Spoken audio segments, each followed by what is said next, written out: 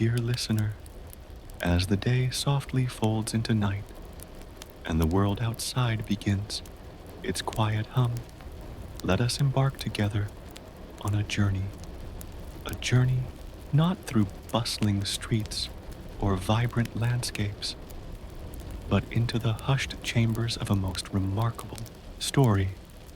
Find your most comfortable resting place, let your breath deepen and slow, and allow the rhythm of these words to be a gentle current, carrying you into the heart of a tale that has captivated minds for generations.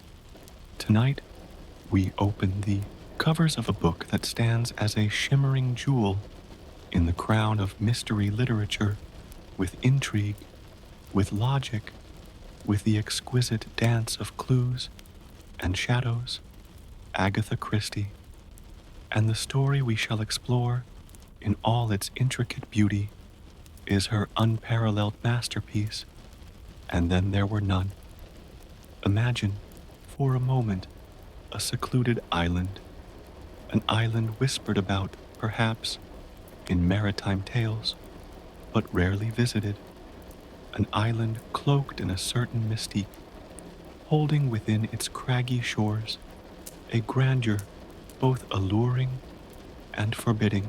Picture the sea, a vast, ancient canvas stretching to the horizon, its waves a ceaseless lullaby against the rocky coastline. This island, my friends, is the silent, watchful stage upon which our drama will unfold. It is a place of beauty, yes, but also a place where shadows lengthen with unsettling speed, and the air itself seems to hold a breath of unspoken tension. And Then There Were None is not merely a detective story in the traditional sense, though it possesses all the brilliant deductions and red herrings one would expect from the Queen of Crime. No, this narrative transcends the genre, reaching into the very core of human nature, exploring the chilling consequences of hidden truths and the inexorable march of justice, or perhaps something darker. It is a symphony of suspense, played out note by agonizing note, until the very last echo. Agatha Christie, with her unparalleled genius, presents us with a premise that is both elegantly simple and profoundly terrifying. 10 strangers, each carrying a secret burden, are invited to this remote island. They are drawn by different promises: a long-lost friend, a tantalizing job offer, a chance for a luxurious holiday. Yet, as the ferry pulls away, leaving them marooned, a chilling realization begins to dawn. The invitation is a carefully constructed trap, and the host, a mysterious figure known only as UN Owen, is nowhere to be found. Instead, a voice, disembodied and accusatory, shatters the tranquility of their first evening, laying bare their past transgressions, crimes that the law could not touch. And then, one by one, the guests begin to die. The brilliance of And Then There Were None lies in its relentless, almost poetic, descent into dread. Unlike many mysteries where a detective works to solve a crime from the outside, here, the characters are both the victims and the suspects. They are trapped, not just by the ocean that surrounds them, but by the ever-tightening noose of suspicion and fear. Each person embodies a facet of human frailty, of hidden shame, a secret guilt, and as the numbers dwindle, the pressure mounts, stripping away their veneers of civility, revealing the raw, desperate core beneath. The poem, 10 Little Soldier Boys, becomes more than just a nursery rhyme. It transforms into a grim prophecy, each line a chilling precursor to the next demise. This insidious counting down, this morbid rhythm, lends the story an almost fairy tale-like quality, albeit a very dark one. It's a macabre lullaby, lulling the characters, and indeed us, the listeners, into a false sense of understanding, only to pull the rug out from under us with each new, shocking development. As we journey through this narrative, we will meet an eclectic cast of characters, each painted with Christie's delicate yet precise brushstrokes. There is Vera Claythorne, the former governess, haunted by a tragedy she wishes to forget. Philip Lombard, the roguish adventurer, whose past holds a dark secret. General MacArthur, weary and melancholic, carrying the weight of a long-ago decision. Miss Emily Brent, prim and outwardly pious, yet harboring a cruel indifference. Dr. Armstrong, the reputable surgeon, whose professional facade hides a terrible mistake. Mr. Justice Wargrave, the retired judge, a man of cold intellect and unwavering principles, or so it seems. Anthony Marston, the carefree young man whose recklessness knows no bounds. And then there are the servants, Mr. and Mrs. Rogers, silent and seemingly deferential, yet deeply entangled in the island's grim tapestry. Each one arrives with their own baggage, their own reasons for being there, their own vulnerabilities that will be relentlessly exposed. What makes this story so profoundly engaging, especially for our quiet contemplation tonight, is not just the whodunit aspect, but the profound psychological exploration. We witness the erosion of trust, the blossoming of paranoia, and the desperate attempts of individuals to maintain their sanity in an increasingly insane situation. The island itself becomes a character, a silent, unforgiving observer, reflecting their inner turmoil back at them. The crashing waves, the shifting mists, the desolate solitude, all contribute to an atmosphere of pervasive unease. Agatha Christie, with her unparalleled ability to weave intricate plots, manages to keep us guessing until the very last moment. Every clue feels significant, every red herring expertly placed, every twist utterly unexpected. But beyond the cleverness of the plot, there is a deeper resonance. And then, there were none, delves into questions of justice, morality, and the nature of guilt. Can one truly escape the consequences of their actions? And who has the right to mete out punishment when the law falls short? These are the questions that linger long after the final page is turned, or in our case, after the final word fades into the silence of the night. As we surrender to the gentle current of this story, allow yourself to be immersed. Feel the salty tang of the sea air. Hear the distant cry of gulls.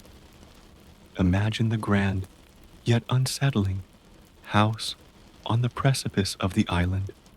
Let the characters become vivid in your mind, their fears and their hopes, their secrets and their struggles.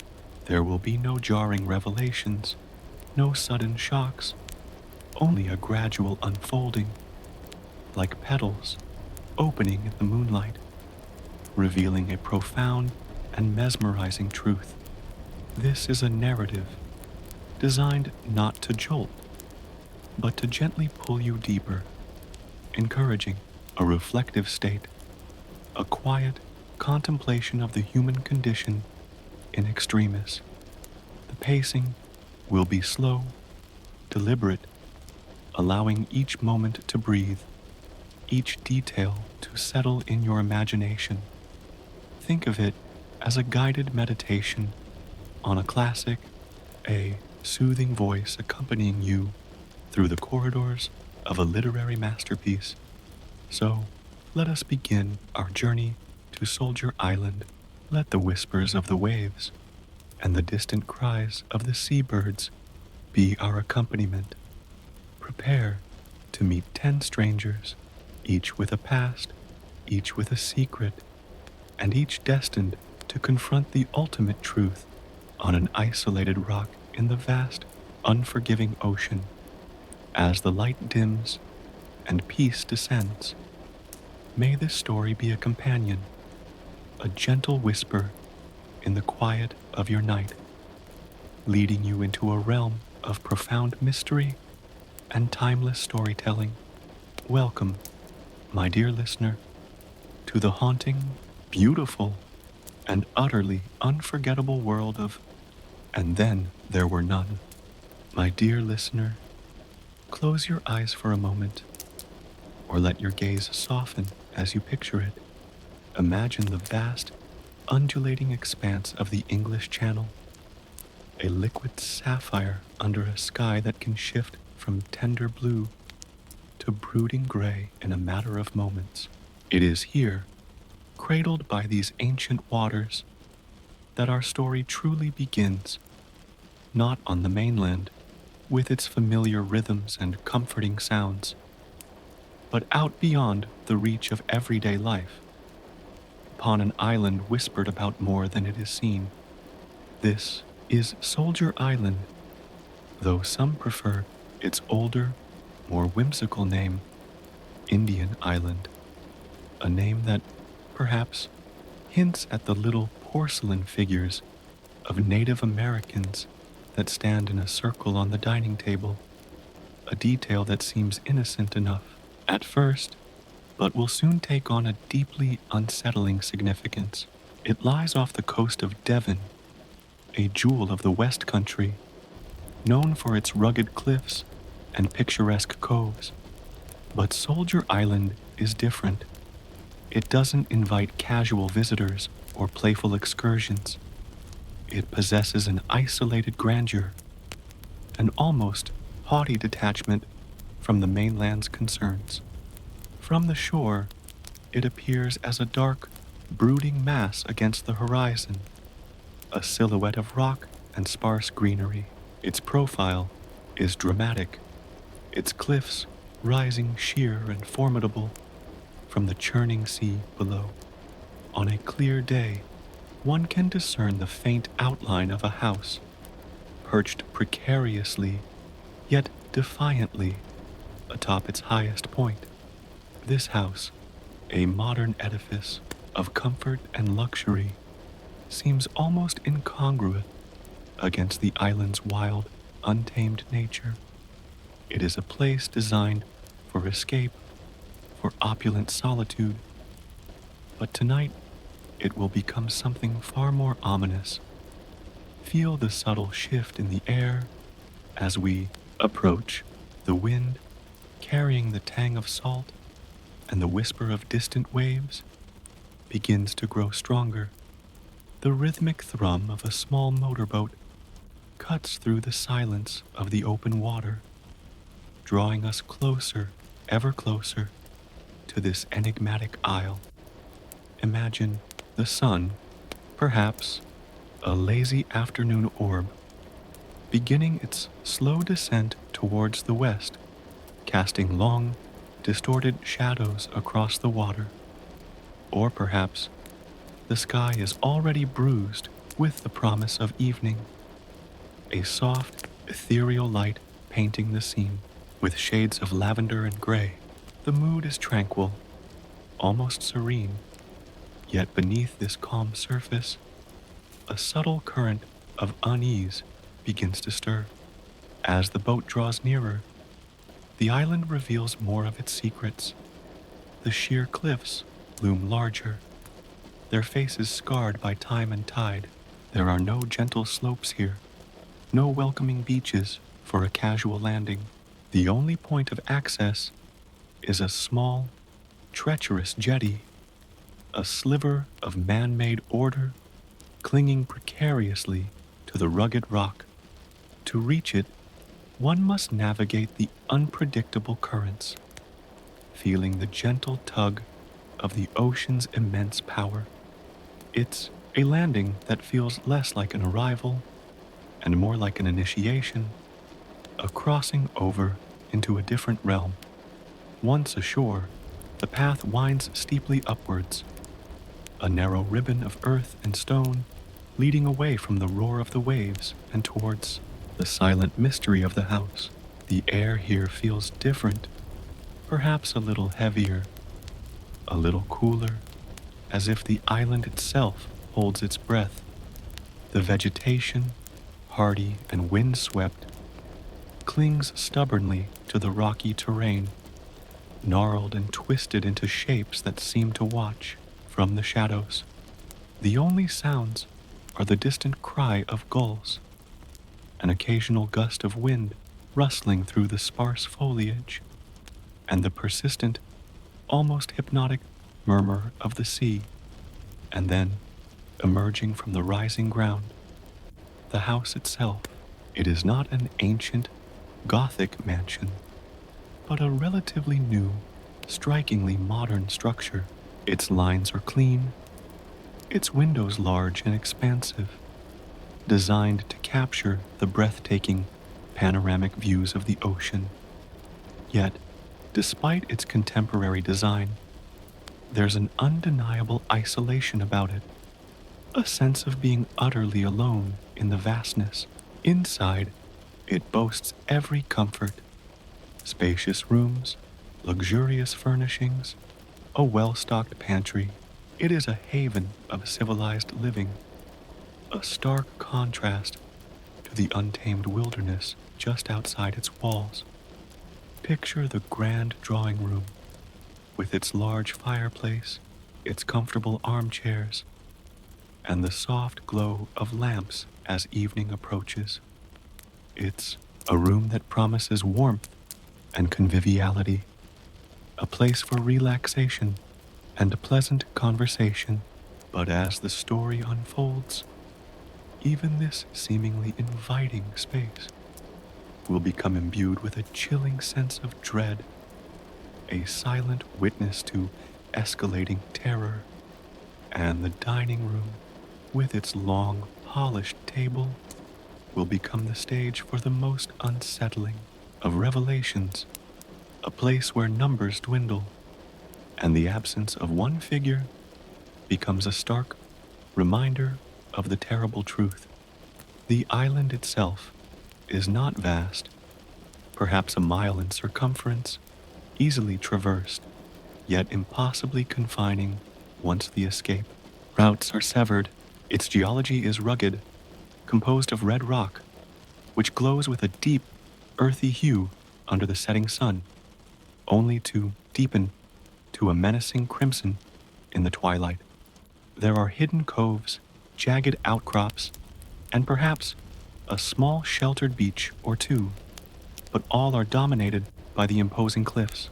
It is a landscape of stark beauty, a wild, untamed canvas that will soon be stained by the grim reality that unfolds within its boundaries. This island, Soldier Island, Indian Island, whatever name you give it, is more than just a backdrop. It is an active participant in our story. Its isolation becomes a character, its remote beauty a deceptive veil. It is a place where the ordinary rules of the world melt away, where the thin veneer of civilization can be stripped bare, revealing the raw, primal fear that lurks beneath.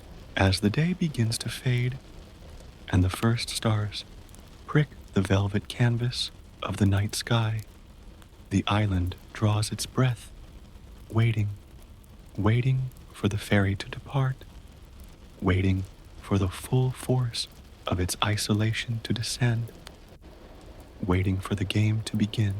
And as we settle deeper into the quiet of this evening, Let us allow the atmosphere of this remote, enigmatic island to envelop us, drawing us further into the heart of Agatha Christie's unparalleled mystery. Chapter 1: The Gathering of Strangers. The journey to Soldier Island begins not with a single grand departure, but with a series of quiet, individual invitations, each arriving like a softly folded bird, carrying its recipient towards an unknown fate. Imagine, if you will, the tapestry of separate lives, momentarily paused, then redirected by a curiously uniform summons.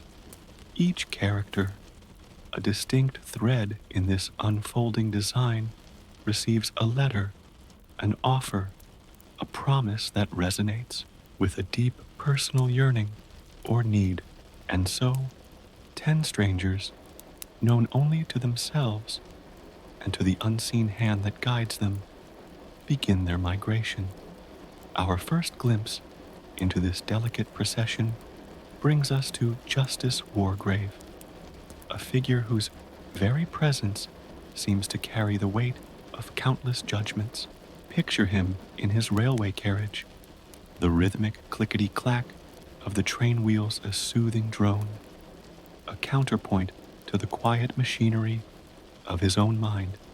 He is a retired judge, a man whose life has been spent navigating the intricate labyrinth of human transgression, dissecting motive, weighing evidence, and delivering pronouncements with a cold, almost surgical precision.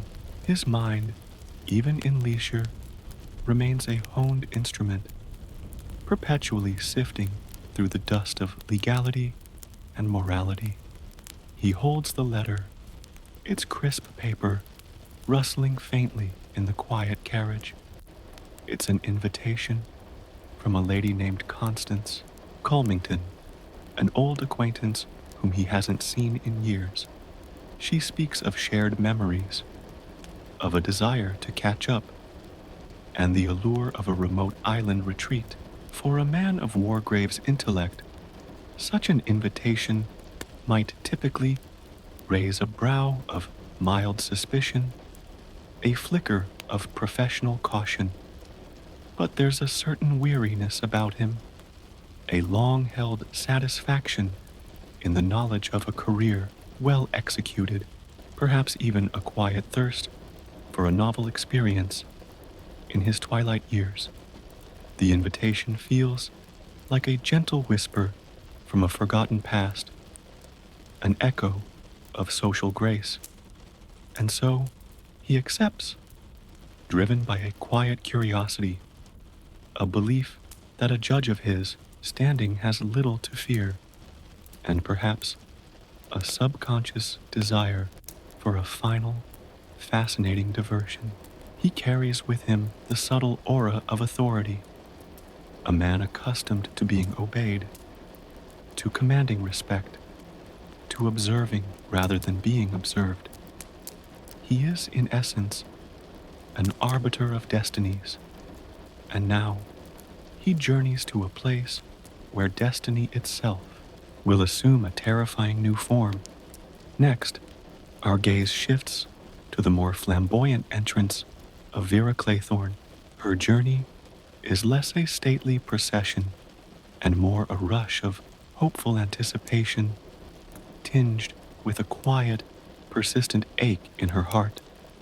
She's a young woman, intelligent and capable, with a keen, observant eye, but beneath the surface of her composed demeanor lies a fragile landscape still scarred by a past tragedy, a secret she carries with a heavy, constant weight.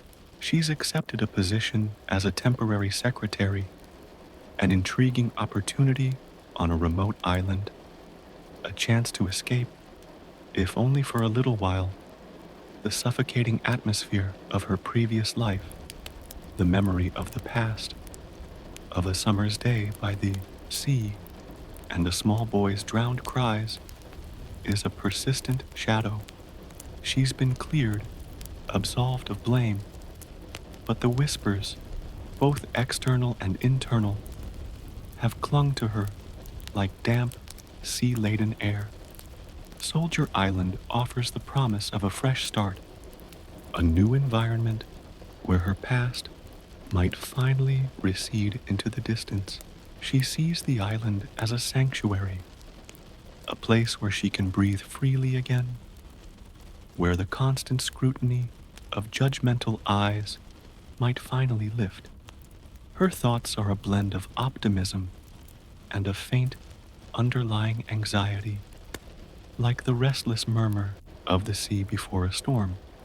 She envisions a glamorous host, interesting company, and the kind of beautiful, isolated landscape that seems to promise healing.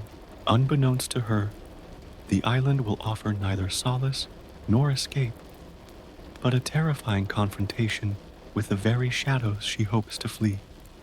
The third thread we follow leads us to Philip Lombard, a man whose very stride exudes a dangerous, unpredictable charm. He is an adventurer, a mercenary, a man who lives on the fringes of society's rules, driven by a cynical wit and an almost predatory instinct for survival. He's been summoned to the island by a mysterious, wealthy contact, offered a substantial sum for a task he only vaguely understands, a sort of general utility role. He's told, a man of action to keep an eye on things. Lombard's past is murky, filled with tales of daring exploits and morally ambiguous decisions. He carries with him the casual arrogance of one who has faced peril and emerged often unblemished, certainly unrepentant. He finds the invitation rather amusing, the air of secrecy surrounding it, adding an intriguing spice to his usually straightforward mercenary life. He smokes, perhaps, with an almost insolent grace, observing the world with eyes that have seen too much and judged little. He is a man who trusts only himself, and perhaps not even that fully. He believes himself capable of handling any situation, of outwitting any foe. The idea of a secluded island, a mysterious benefactor, and a handsome fee merely confirms his belief in his own good fortune and adaptability. He arrives with a loaded revolver, a silent companion to his cynical worldview, an instrument of his own survival. He is a wolf among sheep, or so he believes, unaware that the shepherd of this flock is far more cunning than he could ever imagine. Our fourth character to join this peculiar gathering is Miss Emily Brent. Her arrival is marked by an almost rigid piety, a stern disapproval etched onto her very being. She is an elderly spinster, outwardly respectable, unwavering in her Victorian moral code. Her invitation comes from a vague acquaintance, a name she struggles to place, suggesting a summer holiday retreat. For Emily Brent, a holiday is less about relaxation and more about maintaining proper decorum, judging the shortcomings of others, and finding opportunities for moral instruction. She carries a small, leather-bound Bible, its pages worn with frequent use, and perhaps a faint scent of lavender, masking a core of unyielding judgment. Her mind is a fortress of self-righteousness, impermeable to doubt or empathy. She believes implicitly in divine justice, in the righteous punishment of sin, a belief that, paradoxically, allows her to be utterly blind to her own cruelties. Her past holds a secret, a quiet act of dismissal that led to a young life's tragic end, a memory she has long since buried under layers of denial and the sanctimonious rectitude. She feels no guilt, only a chilling sense of having done what was necessary, what was right. As she travels, she observes the world with a critical eye, already mentally cataloging the flaws of her fellow travelers. She anticipates a restful, perhaps a dull, stay, filled with proper routines and the quiet satisfaction of her own perceived virtue. She is, perhaps, the most dangerous kind of innocent, utterly convinced of her own blamelessness, even as the island prepares to strip away her carefully constructed facade. Next, we watch the journey of General MacArthur, a man whose distinguished military bearing is now tinged with a profound, almost melancholic weariness. He is old, his shoulders slightly stooped, his eyes holding the haunted gaze of one who has seen too much and perhaps done too much. His invitation, like the others, is vague, hinting at old comrades, a chance to reconnect, a nostalgic retreat. He accepts not out of expectation of pleasure, but out of a deep-seated loneliness, a quiet despair that has settled over him like a persistent fog. His past holds a secret, a long-ago decision made in the heat of passion and the coldness of betrayal. It's a secret that has eaten away at him, slowly, relentlessly, for decades. He believes, or perhaps desperately hopes, that the whispers and suspicions surrounding him have finally faded into oblivion. He imagines a peaceful, quiet interlude, perhaps some fishing, some gentle conversation with old friends. He longs for an end to the pervasive sense of being watched, of being judged by unseen eyes. The island, to him, might represent a quiet reprieve, a chance to simply exist without the burden of his past pressing down on him. Little does he know, the island is not a place of forgetting, but a crucible where all forgotten sins will be brought mercilessly to light. He journeys towards his final battle, not against an external enemy, but against the ghosts of his own making. Then there is Dr. Edward Armstrong, a man whose professional demeanor is impeccable, whose reputation as a successful surgeon is well established. He is precise, careful, outwardly composed.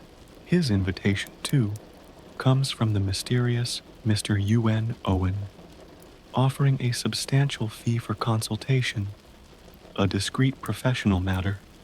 For Armstrong, this represents a welcome diversion, a chance to escape the pressures of his busy practice, and perhaps to silence a quieter, more insidious voice within himself.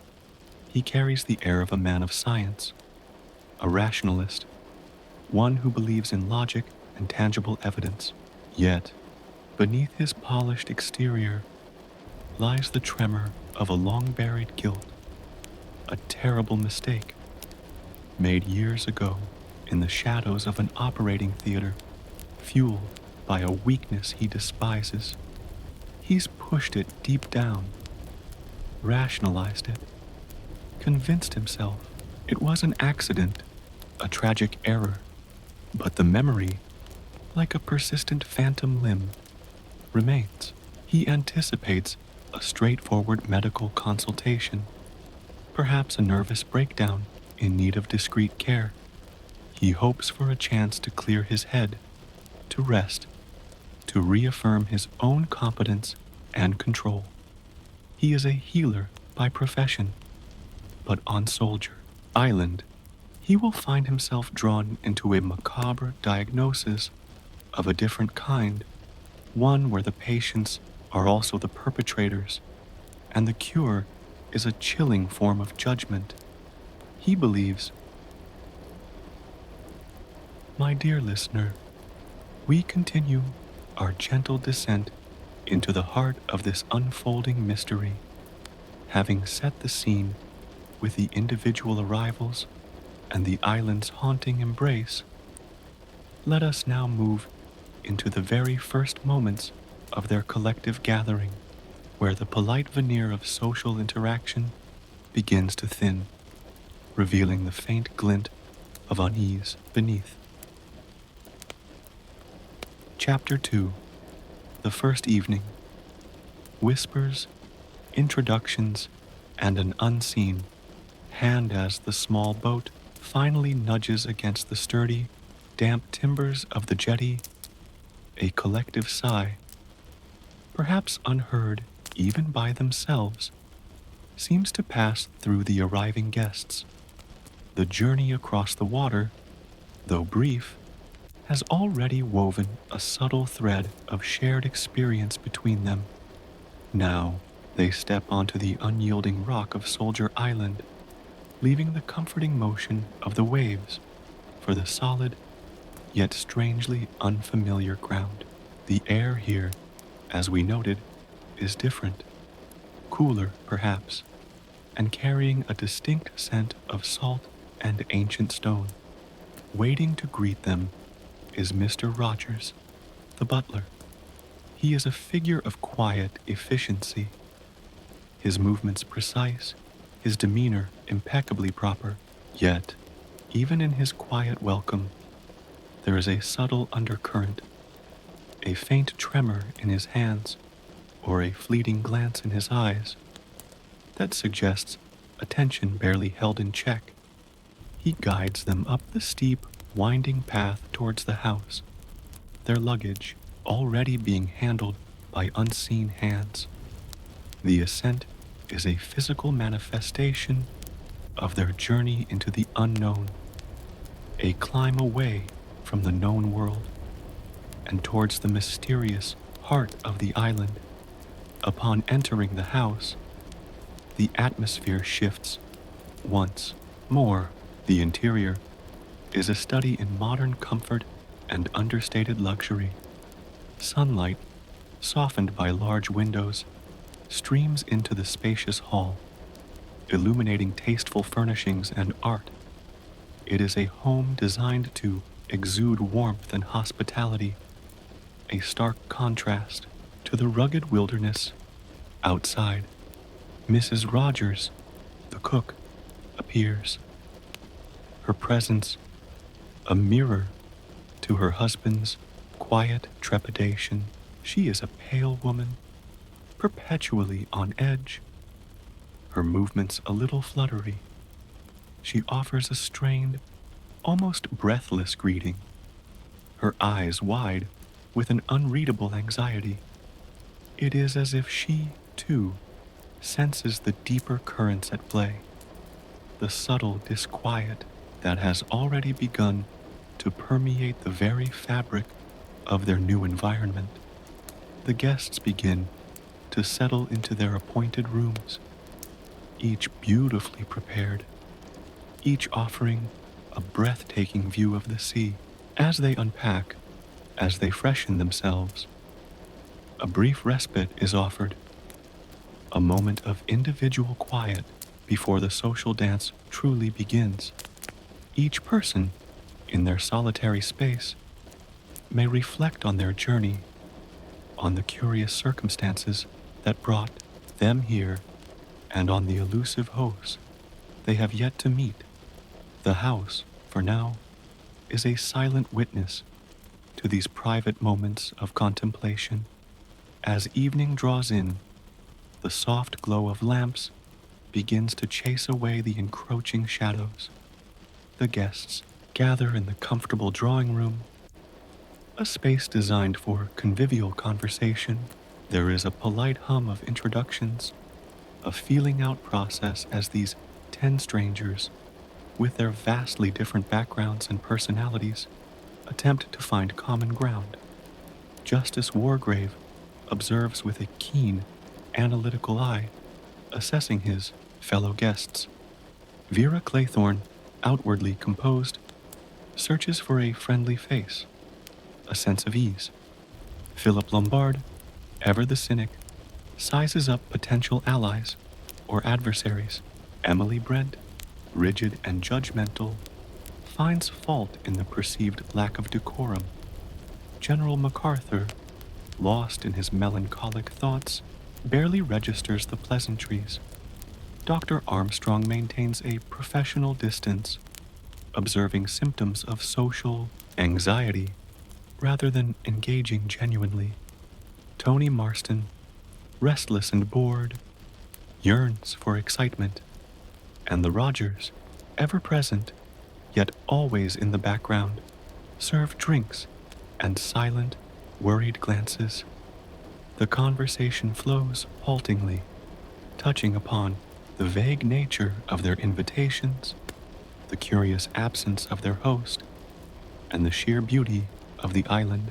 A consensus slowly emerges. None of them truly knows their host, UN Owen. The name itself sounds like unknown, a detail that, in retrospect, will strike a chilling chord. Some believe they were invited by old friends, others for professional services, and some by a mysterious, wealthy figure. The explanations are disparate, yet each guest clings to their own version of reality, unwilling to probe too deeply into the growing inconsistencies. A curious detail begins to emerge, subtly, at first, then with increasing prominence, on the mantelpiece, in the drawing room, and later confirmed in the dining room, stands a circular arrangement of 10 small porcelain soldier figures. They are quaint, almost childlike, yet their presence begins to resonate with the peculiar atmosphere of the house.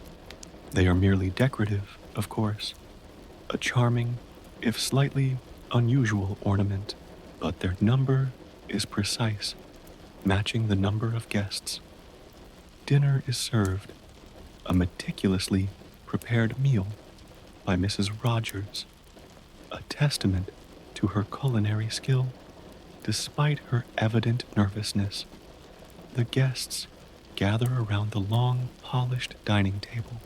The setting is elegant, the food delicious, yet an undercurrent of awkwardness persists. The empty seat at the head of the table, presumably for the mysterious Mr. Owen, is a silent yet dominant presence. Small talk, attempts to fill the void, touching on trivialities, avoiding the larger, unsettling questions that surely linger in the back of everyone's mind. Each guest is performing, playing their role, trying to maintain the illusion of a normal social gathering. And then, as the dessert is being served, a sudden jarring sound shatters the fragile peace. A disembodied voice, emanating from a concealed gramophone, fills the room. It is a clear, cold, meticulously articulated voice, devoid of human warmth or inflection. It is the voice of a judge, or perhaps a detached recorder of facts. The message it delivers is utterly chilling, cutting through the polite chatter like a sharpened blade. The voice states, with unnerving precision, a charge against each of the 10 individuals present. It names each guest, one by one, and then, with devastating clarity, it articulates a past crime, an act for which they were never legally punished, a life that was taken or allowed to be taken through their direct action or culpable negligence. Justice Wargrave, accused of sentencing an innocent man, Edward Seaton, to death. Vera Claythorne, accused of deliberately allowing Cyril Hamilton, her charge, to drown. Philip Lombard, accused of causing the deaths of 21 members of Annie East African tribe.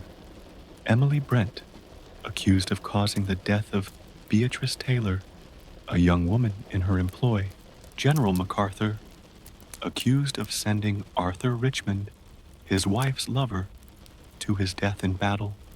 Dr. Armstrong, accused of causing the death of Louisa Mary Cleves during an operation due to his drunkenness. Tony Marston, accused of running over and killing John and Lucy Combs in a motor accident. Mr. and Mrs. Rogers, jointly accused of causing the death of Jennifer Brady, their former employer, by withholding vital medicine. And finally, a new arrival, Blore, who had introduced himself as a Mr. Davis, is accused of causing the death of James Landor by giving false evidence in court. The accusations hang heavy in the air, each word a hammer blow, shattering the carefully constructed facades of the guests. Silence descends. A profound, aching silence, filled only by the thumping of their own hearts and the echoes of the damning pronouncements. The gramophone clicks off, leaving behind a vacuum of horror. The immediate reactions are a kaleidoscope of human emotion. Disbelief, outrage, fear, and a desperate, instinctive need to deny. Tony Marston, with a youthful, almost flippant arrogance, is the first to dismiss it, suggesting it's a bad joke. Justice Wargrave, regaining his composure, analyzes the situation with cold logic, calling it a monstrous trick. Emily Brent, in her rigid piety, declares it blasphemy, an attack on their good names. Vera Claythorne is visibly shaken, her carefully suppressed memories flooding back. Dr. Armstrong blusters with indignation, his professional pride wounded. General MacArthur retreats into his shell of melancholia, the old wound of his secret freshly opened.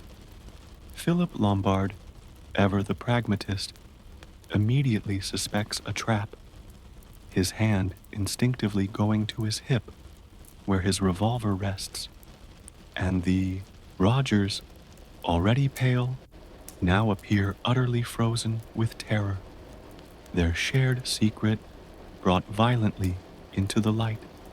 Blore, the last to be named, is forced to reveal his true identity as a former police inspector, having come to the island under false pretenses. He had been hired, he claims, to watch the others, though the true nature of his assignment is now clearly far more sinister. His revelation only serves to deepen the distrust and paranoia already brewing in the room. The questions begin to tumble out, chaotic and desperate. Who is UN Owen? Why have they been brought here? What is the meaning of these terrible accusations?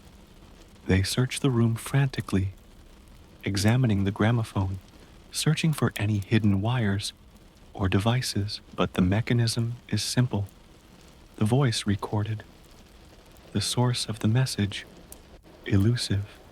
Then, a sudden, horrifying realization pierces the tension as the group attempts to process the gramophone's chilling pronouncements. Tony Marston, who had just taken a drink, chokes, gasps, and collapses. His face turns blue, his eyes glaze over. He is clearly in agony, convulsing on the floor. Dr. Armstrong rushes to him, but it is quickly apparent that there is nothing to be done.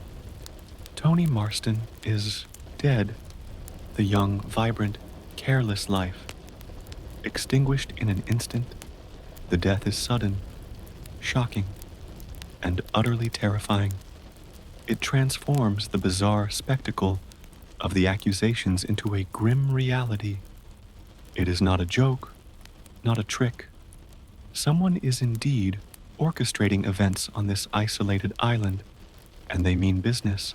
The initial instinct is to assume it was an accident, a heart attack, perhaps an allergic reaction to something in his drink. But the timing, immediately after the damning accusation, is too precise, too chillingly coincidental. The remaining 9 guests look at each other, their faces pale with shock and dawning horror. The comfortable drawing room now feels like a tomb. The beautiful, isolated island, once a promise of escape, has become a sealed box. The first soldier boy has fallen, and the chilling implications of the nursery rhyme, 10 little soldier boys, begin to whisper their way into their minds. A macabre tune that will soon become the soundtrack to their unfolding nightmare. The reality of their predicament, stark and undeniable, has truly begun. The evening that promised polite conversation has ended in a violent, inexplicable death, leaving behind only fear and the bitter taste of suspicion. My dear listener, the shock of Toni Marston's sudden, gruesome death hangs heavy in the air, a thick, suffocating blanket of dread. The polite social masks have shattered, revealing raw fear and suspicion. Let us now observe the chilling dawn of the next day, as the island's true, sinister nature begins to reveal itself, one terrifying detail at a time. Chapter 3. The morning after. Missing figures and rising fear. The night following Toni Marston's death is long and restless for the remaining 9 guests. Sleep, for most, is a fractured, elusive thing, haunted by the chilling pronouncements of the gramophone and the vivid, horrifying image of Marston's final moments. The silence of the island, once a promise of peace, now feels like a vast, oppressive emptiness, magnifying every creak of the old house, every distant whisper of the wind, as the first pale light of dawn tentatively touches the windows. A heavy, communal exhaustion settles over the house. The sense of shared vulnerability is palpable, a stark contrast to the individual anxieties they had carried upon arrival. The group gathers for breakfast, a grim and subdued affair. The elegant dining table, once a symbol of luxurious hospitality, now feels like a stark stage, its very setting transformed into a silent countdown. It is at this breakfast, amidst the strained silence and the clinking of porcelain, that the second, profoundly unsettling detail is noticed. On the dining table, where yesterday stood 10 quaint porcelain soldier figures, now there are only 9. One figure is conspicuously missing. The realization dawns upon them with a cold, sickening jolt. The macabre nursery rhyme, 10 little soldier boys, had already whispered its terrifying prophecy, and now a tangible, physical representation of its grim progression has materialized. One little soldier boy, drinking all his beer, he choked on a sudden, and then there were 9. The connection to Marston's death is undeniable, horrifyingly precise. It is no longer just a coincidence, a bad joke, or a tragic accident. It is a pattern, a deliberate, horrifying game being played by an unseen hand.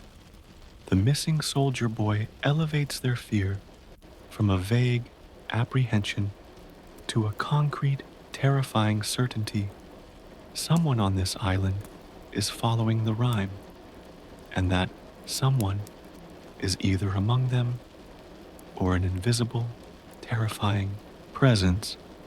The conversation that follows is no longer polite small talk, but a desperate scramble for understanding, for logic, for a way out.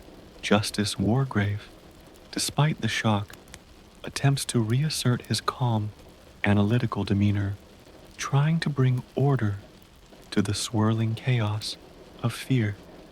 He posits that if it is murder, then the killer must be one of them. Philip Lombard, ever practical and cynical, agrees, his eyes darting from face to face, assessing each person as a potential threat. General MacArthur, however, seems to retreat further into his own melancholic world, a quiet resignation beginning to settle upon him. Dr. Armstrong, the man of science, examines Marston's body again, more thoroughly this time. He finds a tiny mark, a slight bluish tinge around the lips, confirming his initial suspicion of cyanide poisoning. This knowledge deepens the terror. It wasn't a heart attack. It was a deliberate, lethal act. The poison had been administered subtly, perhaps in his drink, perhaps in a brief, unobserved moment. The precision of the act, coupled with the immediate link to the gramophone message and the missing soldier, paints a chilling picture of a meticulously planned execution. The group grapples with the impossible question: who among them could be capable of such a cold-blooded act?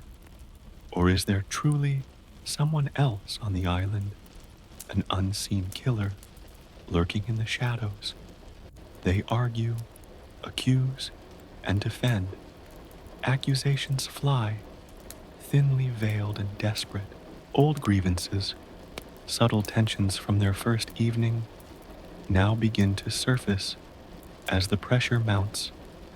Their thoughts turn to the identity of their mysterious host, UN Owen. The realization that the name sounds like unknown or UN Owen, meaning you know no one, hits them with chilling force. It is not merely a clever pseudonym, it is a declaration of intent, a statement that their tormentor is an enigma, a ghost, a presence that cannot be easily found or identified. They begin to suspect that their host is not merely absent, but the architect of their doom. A desperate search of the island is proposed. They must confirm whether there is truly no one else here. If a killer is among them, they are trapped in a house of suspects and victims. If there is an unseen presence, then the entire island is a hunting ground. General MacArthur initially resists, his weary mind already clouded by a sense of futility. But the others, driven by a primal need for action, for answers, press him. And so, the remaining men, Wargrave, Lombard, Armstrong, Bloor, and General MacArthur, decide to undertake a comprehensive search of Soldier Island. Their intent is clear: to find the hidden killer, or to prove that there is indeed no one else on the island, thereby confirming that the murderer must be one of them. It is a grim expedition, a desperate attempt to grasp at control in a situation that is rapidly spiraling into anarchy. As they set out, the women, Vera Claythorne and Emily Brent, are left alone in the house with the frightened Rogers. This separation itself heightens the tension, creating two distinct arenas of fear. The women, confined to the house, are left to wrestle with their anxieties and the unsettling presence of the remaining soldier figures. each one a stark reminder of the dwindling numbers. The men, braving the island's wild terrain, face the daunting task of scouring every crevice, every rock formation, every potential hiding place. The island, as we pictured it, is rugged and unforgiving. The cliffs rise sheer from the sea, making coastal access virtually impossible except for the jetty. They meticulously search every nook and cranny, every gully, every rock-strewn cove. They examine the house from top to bottom, from the cellars to the attic, looking for secret passages, hidden rooms, or any signs of an intruder. The search is exhaustive, desperate, and ultimately fruitless. Their efforts yield no sign of anyone else on the island. No hidden boats, no secret caves that could conceal a person, no evidence of an external presence. The realization is a bitter pill to swallow. The inescapable truth begins to solidify. The killer is indeed among them. One of the 9 survivors is the orchestrator of this horrifying game. This revelation throws the group into an even deeper state of paranoia and mutual distrust. Now, every glance, every movement, every casual comment is scrutinized, weighed, and interpreted through the lens of suspicion. They are trapped not just by the sea, but by the invisible bonds of fear and the terrible knowledge that one of them is a predator and the others the prey. As the men return to the house, exhausted and disheartened, the atmosphere inside is thick with unspoken accusation. The shared terror has begun to erode the very foundations of their civility. The island, which once promised a peaceful retreat, has become a psychological battleground where each person fights against the insidious creep of suspicion and the chilling certainty that the macabre counting down will continue. The stage is now set for a terrifying game of cat and mouse, where no one can be trusted, and every shadow seems to hold a deadly secret. The second act of the play, a chilling descent into paranoia, has truly begun. Chapter 4: The Second Fall. A servant's demise, and the growing chill the morning that followed Tony Marston's death, with the unsettling discovery of the missing soldier figure and the fruitless search of the island, left the remaining 9 guests suspended in a state of brittle, high-strung tension. The air in the house was thick with unspoken questions, with the acrid scent of suspicion, and with the chilling certainty that the nightmare was far from over. Sleep, for most, had been a fitful, shallow thing, punctuated by the imagined echoes of the gramophone's voice and the chilling nursery rhyme. As the second day on Soldier Island dawned, a peculiar silence settled over the house. It was not the peaceful quiet of a serene morning, but a heavy, watchful stillness, as if the very walls were holding their breath. The guests, moving like specters, gathered for a second, grim breakfast. The table, set for 9, was a stark reminder of Marston's absence and the horrifying, tangible proof of the dwindling soldier figures. The sight of the remaining 9 porcelain soldiers standing in their grim circle must have felt like a direct, personal taunt from their unseen tormentor. The tension was almost unbearable, a tangible thing that made the simplest act of pouring tea or buttering toast feel fraught with unspoken meaning. Each person observed the others with a heightened, almost predatory awareness, scrutinizing every gesture, every flicker of an eye. Who among them was the wolf in sheep's clothing? Who harbored such a cold, calculating evil beneath a veneer of civility? Amidst this suffocating atmosphere, a new, unsettling detail slowly revealed itself. Mrs. Rogers, the cook, who had been so visibly distraught and nervous since the gramophone's pronouncements, seemed even more fragile this morning. Her movements were slower, her usually pale complexion now almost translucent. Her hands trembled noticeably as she served the meager breakfast. She appeared utterly exhausted, as though the night had wrung every last drop of vitality from her. Her eyes, wide and unfocused, seemed to look past them, as if seeing something horrifying that they could not. The others noted her deteriorating condition, some with a flicker of concern, others with a detached observation, wondering if she was simply cracking under the pressure of their shared predicament, or if her visible distress was a performance. After all, the gramophone had accused both Mr. and Mrs. Rogers of complicity in a death, the withholding of medicine from their former employer, Jennifer Brady. The weight of that accusation, brought so brutally into the light, seemed to press down on Mrs. Rogers with suffocating force.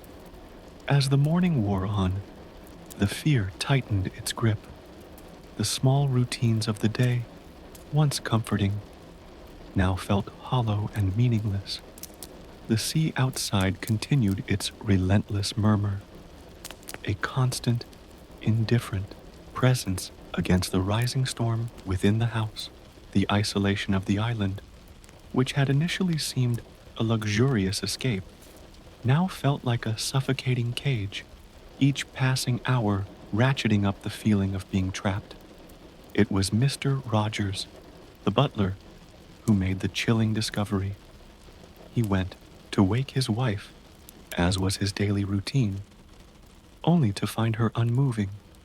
She lay in her bed, her face a pale mask, her eyes staring blankly upwards. Her stillness was absolute, complete. She was dead. The pronouncement of her death sent a fresh wave of horror through the house. Dr. Armstrong, despite the chaos, immediately performed an examination. He noted the absence of any obvious trauma, any visible signs of struggle. He concluded, with a grim certainty, that she had died in her sleep. The cause? Undetermined, at least for now. But the implications were terrifyingly clear. She went in her sleep, he stated, his voice hollow, and it was a merciful release. But mercy was not the word that resonated in the hearts of the others. This was not a natural death. Not here. Not now. The chilling connection to the nursery rhyme resurfaced with a terrifying immediacy. 9 little soldier boys sat up very late. One overslept himself, and then there were 8. The coincidence, if it could even be called that, was too precise, too horrifying. The second soldier figure had vanished from the dining table. Mrs. Rogers, who had been accused of a crime of omission, of allowing a life to slip away, had now herself slipped away in her sleep. The method was subtle, insidious, leaving no obvious trace. It spoke of a calculated, almost surgical precision. Panic, raw and visceral, began to spread. If the killer was one of them, and if the method could be so subtle and undetectable, then no one was safe. Sleep itself, the one refuge, the one escape from the waking nightmare, had become a potential death trap. The very concept of safety, of a private moment, had been utterly obliterated. The immediate suspicions fall, inevitably, upon Dr. Armstrong.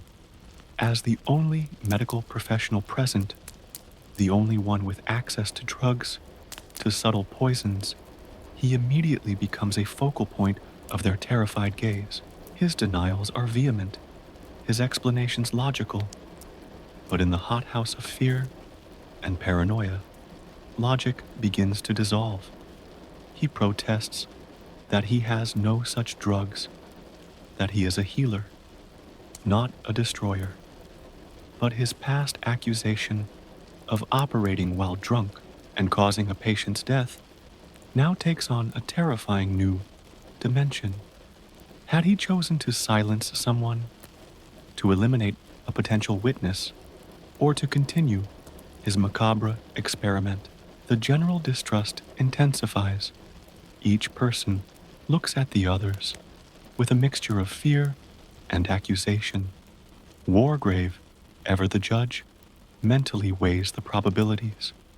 Lombard observes with a cynical, almost amused detachment, while Vera Claythorne becomes increasingly agitated, her nerves frayed beyond repair. Emily Brent, true to form, views Mrs. Rogers' death as divine retribution, a punishment for her past sin, seemingly oblivious to the terrifying implications for herself. General MacArthur sinks deeper into his quiet despair, seeing the inevitable unfold, and Mr. Rogers, now alone, is a figure of profound grief and palpable fear, his quiet dignity shattered by the horror unfolding around him. The reality of their isolation presses down with renewed force. The storm, which had been brewing subtly, now begins to manifest. The weather shifts, becoming more menacing. The wind howls around the house, a mournful lament, and the waves crash against the cliffs with a newfound ferocity. The sea, their only escape route, becomes a wild, impassable barrier, trapping them further in this nightmare. The lines of communication to the mainland are already severed. The boat that brought them has not returned, and now, even if it did, the tempestuous sea would make departure impossible. The island, which once seemed merely remote, now feels utterly cut off, a tiny, fragile speck in a vast, indifferent ocean, its inhabitants adrift in a sea of terror. The remaining 8 gather in the drawing room, the warmth of the fire offering little comfort against the cold dread that seeps into their bones. The unspoken question hangs heavy in the air. Who will be next? And how? The subtle, undetectable nature of Mrs. Rogers' death means that anyone, at any time, could be the next victim. There is no escape, no obvious means of defense. They are living a nightmare, meticulously orchestrated by a hidden hand, a hand that now reaches out from the shadows, picking them off one by one, according to the chilling verses of a child's rhyme. The game is escalating, and the rules are terrifyingly simple. Survive, if you can, against an unseen enemy who knows your deepest fears and your darkest secrets. Dear listener, the dread deepens with each passing moment on Soldier Island, with Mrs. Rogers's silent, inexplicable demise. The chilling nature of their predicament becomes undeniable.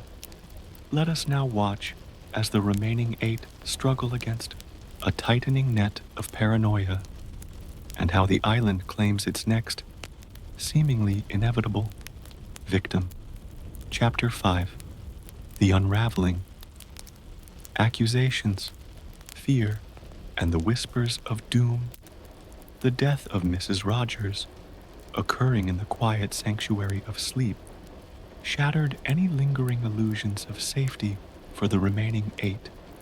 The fear that had been a chilling current now became a crushing wave, threatening to engulf them all. The house, once a haven of luxury, now felt like a mausoleum, each room holding the echoes of past lives and the chilling promise of impending doom. Breakfast on this third day was a somber, almost ritualistic affair.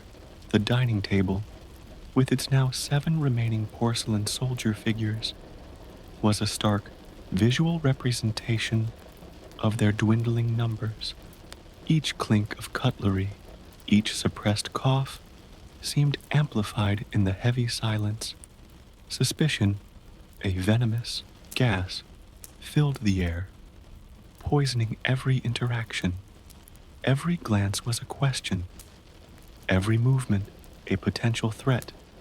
The morning hours were spent in a desperate, often circular, discussion. The killer was clearly among them, but who and how were these deaths being orchestrated with such chilling precision and variety? The lack of obvious answers, the subtle nature of Mrs. Rogers's death, drove them to the brink of their composure. General MacArthur, who had been slowly withdrawing into his own world of melancholic resignation, became even more distant. He wandered down to the sea, his gaunt figure a lonely silhouette against the crashing waves. The others observed him with a mix of pity and suspicion. His quiet despair seemed almost prophetic, as if he had accepted his fate long before it arrived. He mumbled about the futility of it all, about how there was so little time. His words, ambiguous yet chilling, only served to heighten the others' anxieties. Was he simply losing his mind under the pressure, or did he know something they didn't?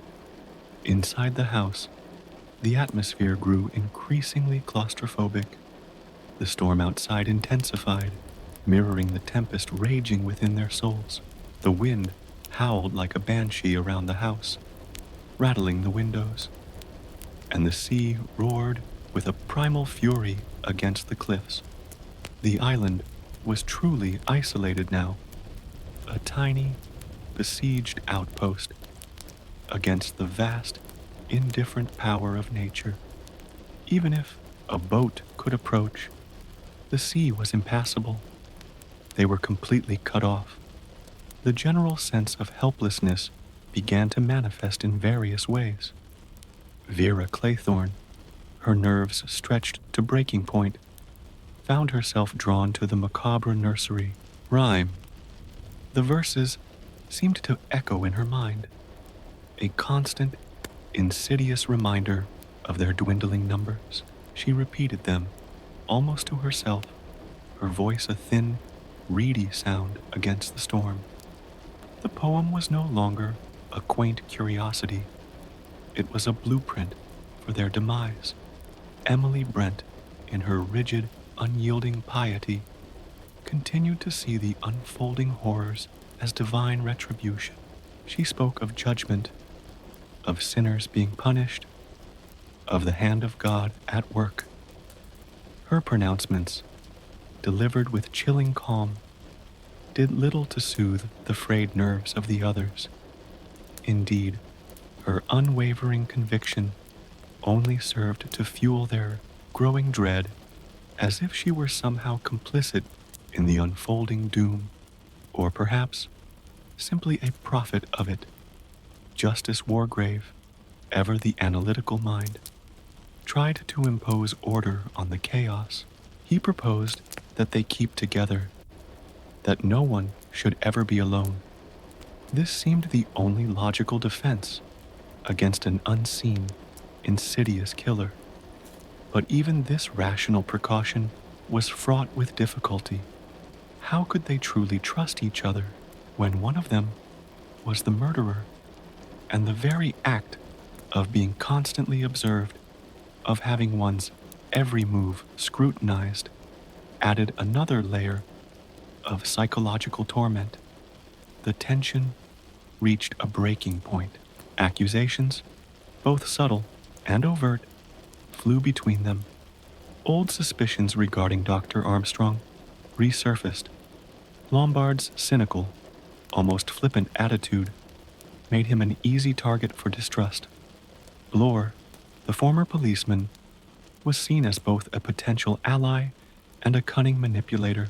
Each person became a prisoner in their own mind, trapped by the knowledge that the person sitting next to them, sharing their desperate plight, could very well be their executioner. It was in this crucible of fear and suspicion that the third death occurred. The group had been attempting to make sense of their predicament, gathered together in the drawing room, or perhaps wandering restlessly through the house. The storm outside raged, providing a deafening soundtrack to their internal terror. General MacArthur was missing. For a while, his absence was unnoticed amidst the swirling discussions and heightened emotions. Or perhaps they simply hadn't allowed themselves to acknowledge it, a subconscious avoidance of the inevitable. But then, as the hours dragged on and the storm began to abate slightly, his continued absence became too conspicuous to ignore.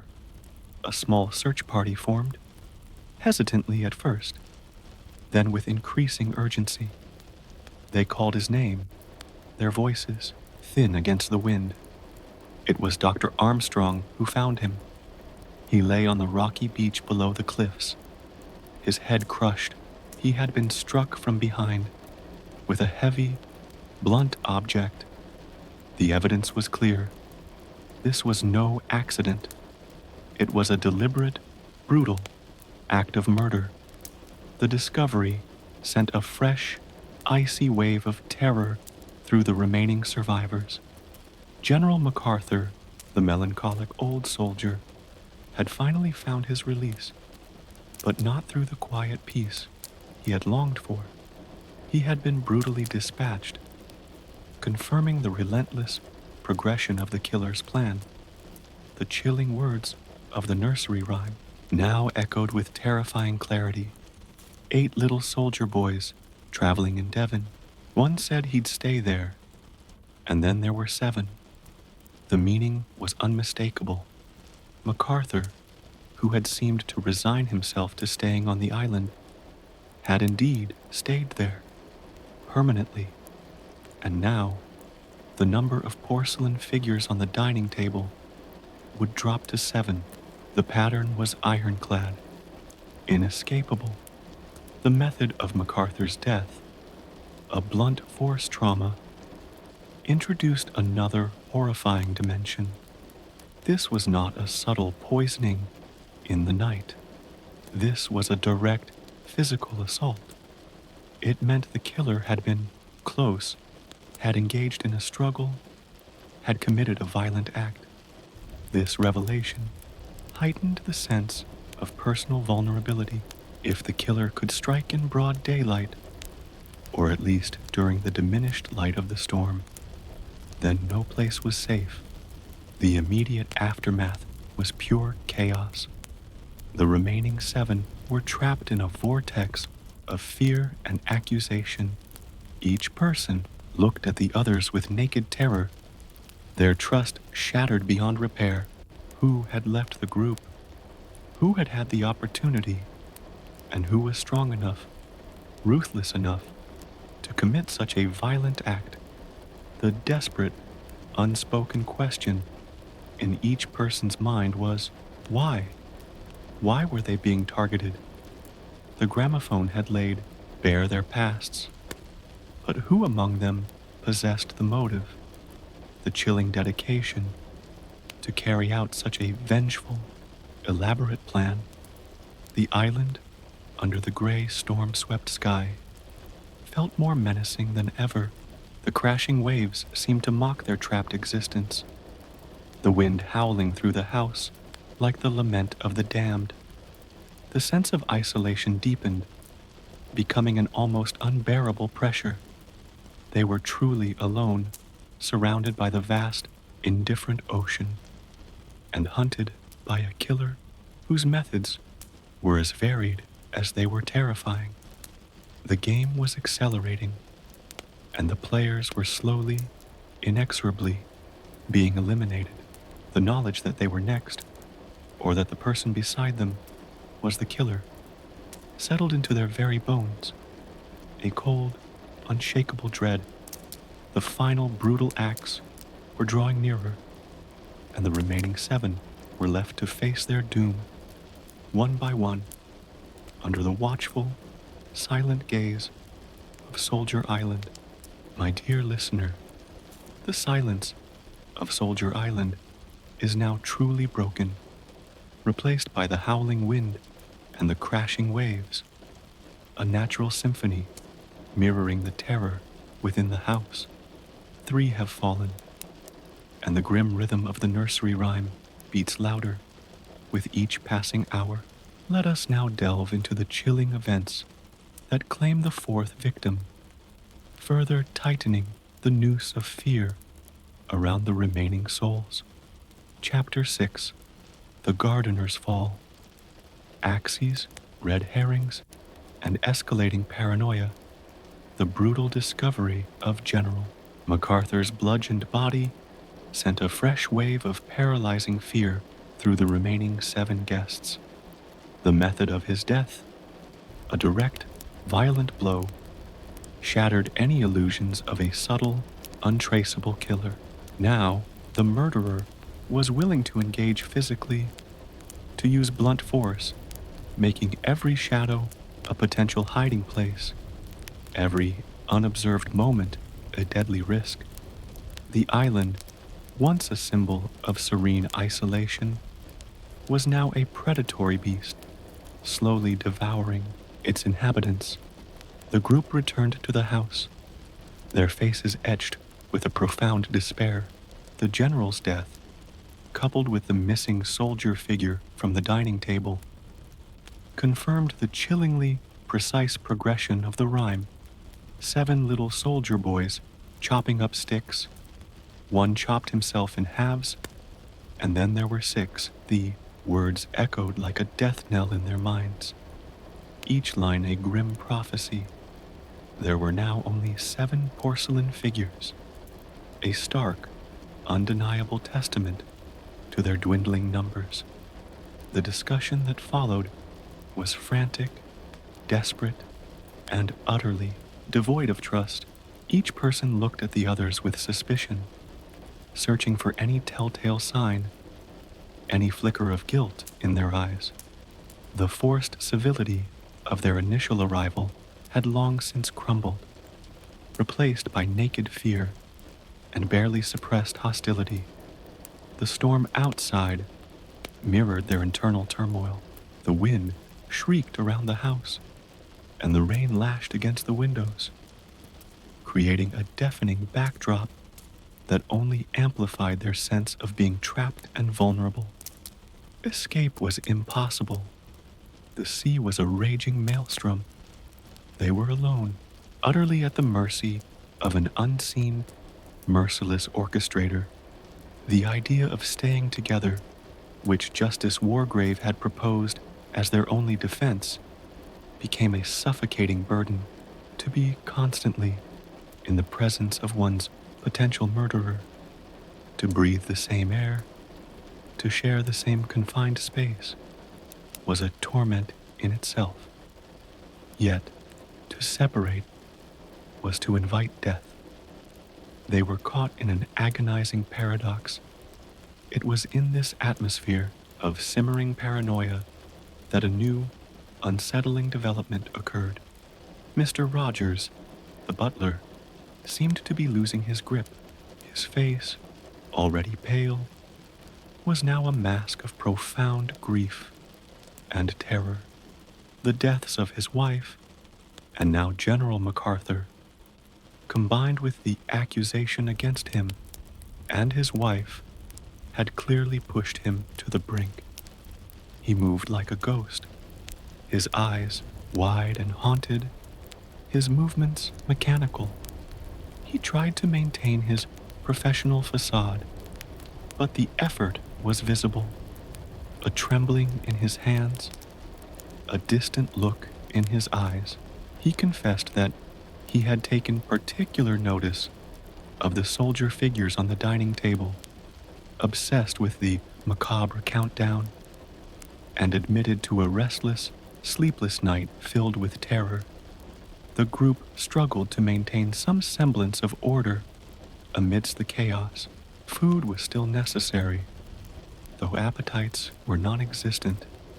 The generator, which provided electricity to the house, was running low on fuel, a stark reminder of their complete reliance on the island's resources and the potential for a complete blackout.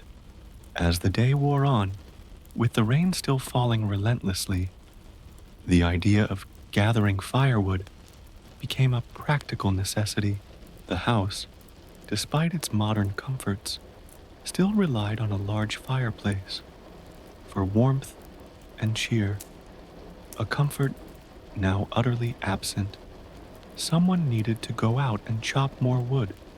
Mr. Rogers, perhaps seeking a practical task to distract himself from the overwhelming terror, or perhaps driven by a desperate need to maintain some sense of routine, volunteered, or was perhaps gently coerced to go outside to chop kindling. It seemed simple, mundane chore, a brief respite from the suffocating atmosphere of the house. He took an axe from the shed and went towards the small woodpile behind the house, an area that offered some shelter from the worst of the wind and rain. The remaining 6 tried to continue their strained discussions, debating theories, circling around their suspicions. The very air was thick with mistrust. Who could it be? Wargrave, the cold, calculating judge? Lombard, the ruthless mercenary? Armstrong, the doctor with the tainted past? Blore, the corrupt policeman? Vera, the seemingly fragile governess? Or Emily Brent, the unyielding moralist?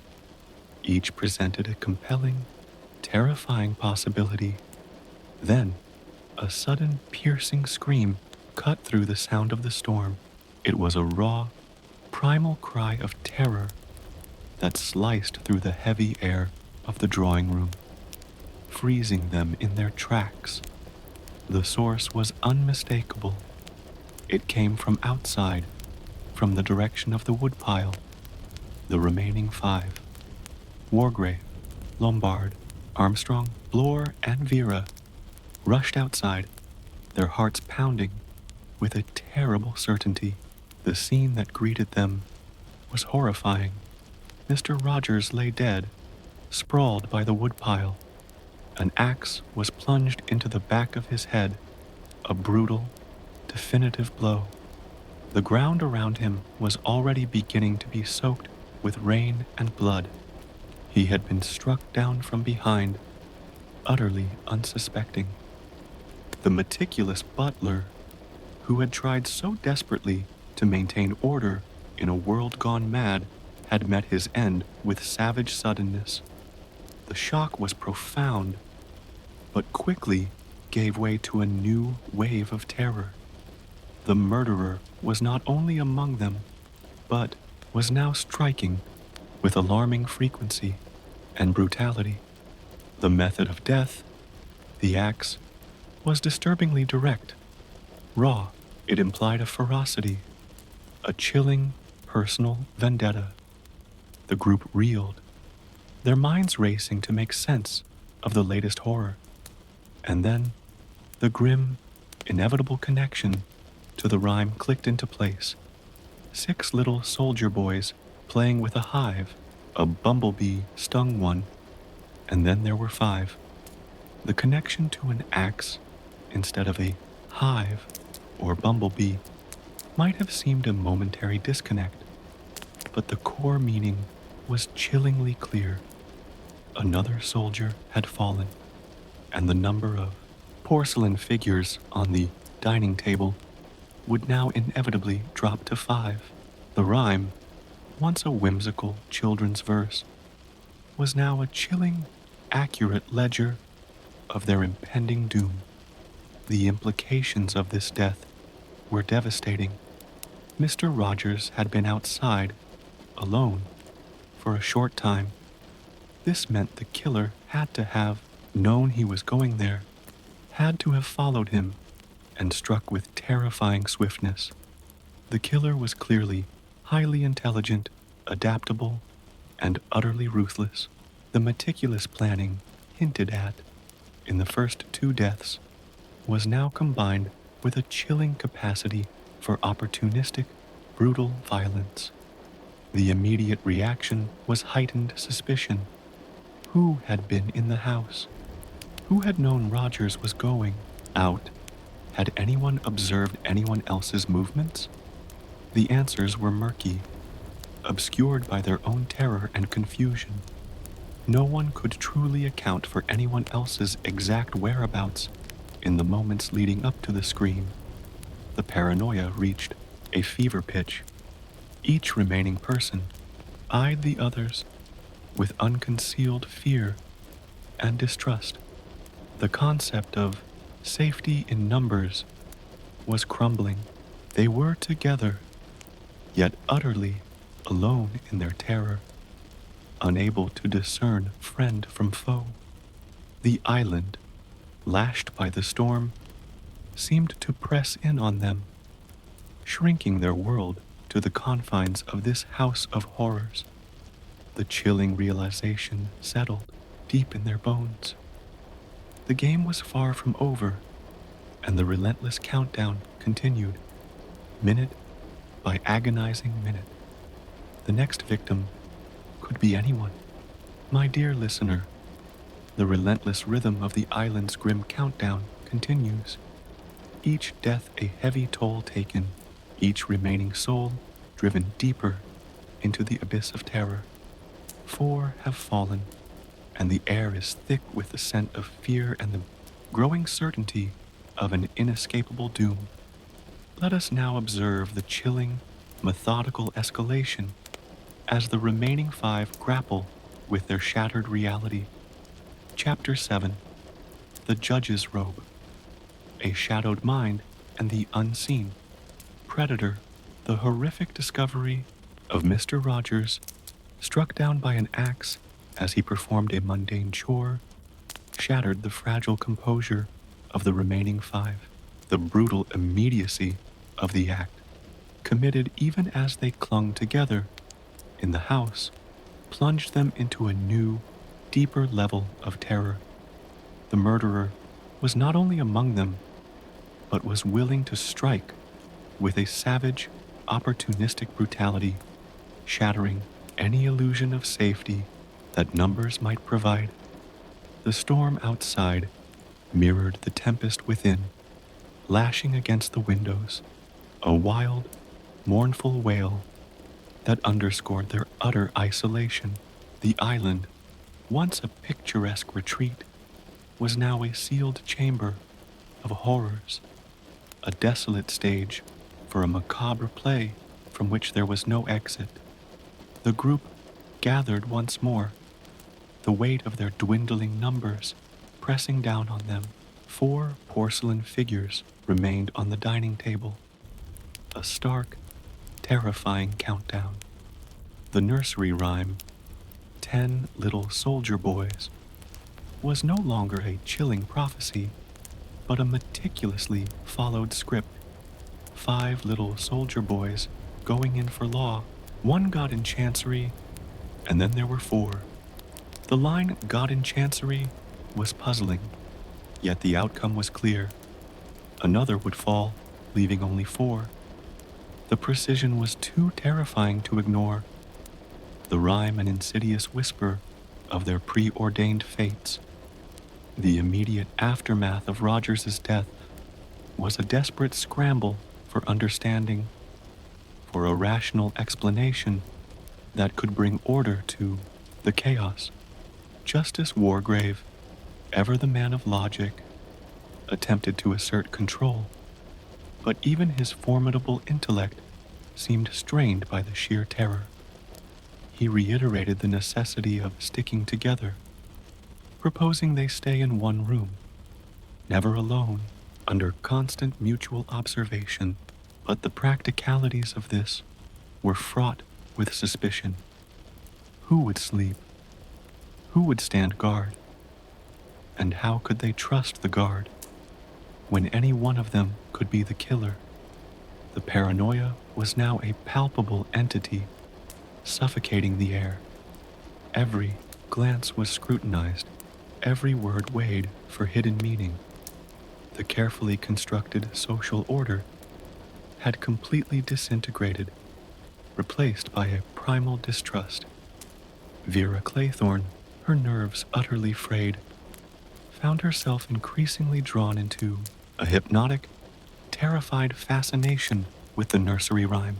She began to recite the verses, her voice thin and reedy, as if trying to find a pattern, a hidden clue, or perhaps simply to confront the horror head-on. The words played over and over in her mind, a constant, chilling reminder of the inevitable. She clung to the thought of safety, of escape, but the island offered neither. Philip Lombard, ever the pragmatist, remained outwardly cynical, but his eyes, sharp and watchful, betrayed an underlying tension. He was constantly assessing, calculating, his hand often resting near the revolver he carried. He was a man accustomed to dangerous situations, but this was different.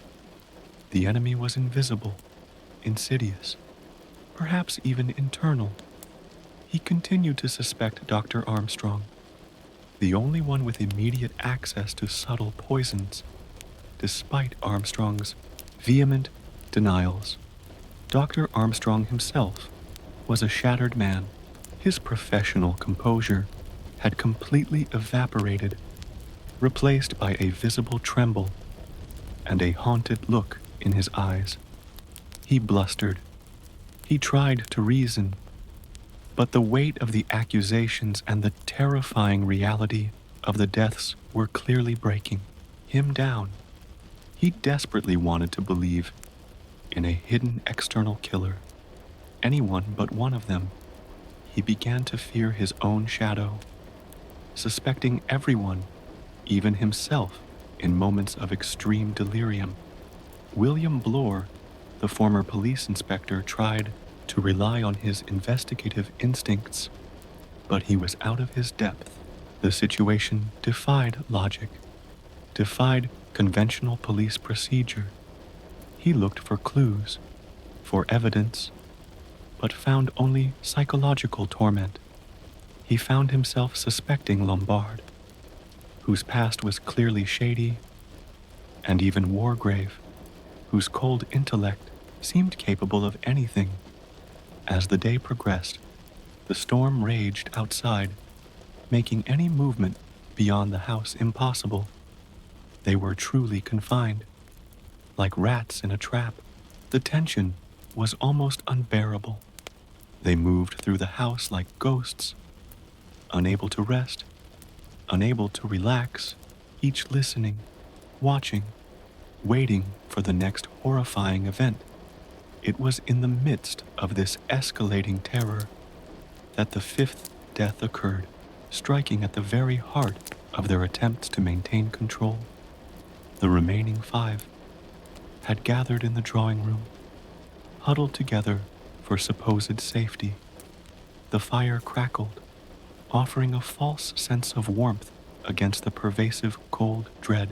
It was late afternoon, the light outside dimming, creating long, dancing shadows within the room. Suddenly, a series of sounds broke the strained silence.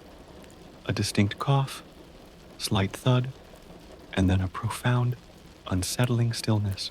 Their eyes darted to Justice Wargrave, who was sitting upright in his armchair, His head was slightly tilted, a silk scarf draped over his neck, and a strange, almost theatrical expression on his face.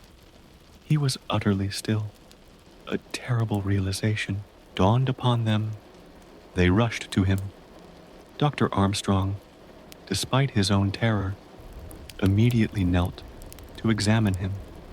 His fingers found no pulse. Wargrave's skin was cold, his eyes staring. On his forehead, a distinct red mark, a precisely placed shot, the entrance wound of a bullet. The shock was absolute, profound, and utterly devastating. The venerable judge, the man of reason, the embodiment of law and order, had been shot right there, in the room with them, while they were all supposedly together.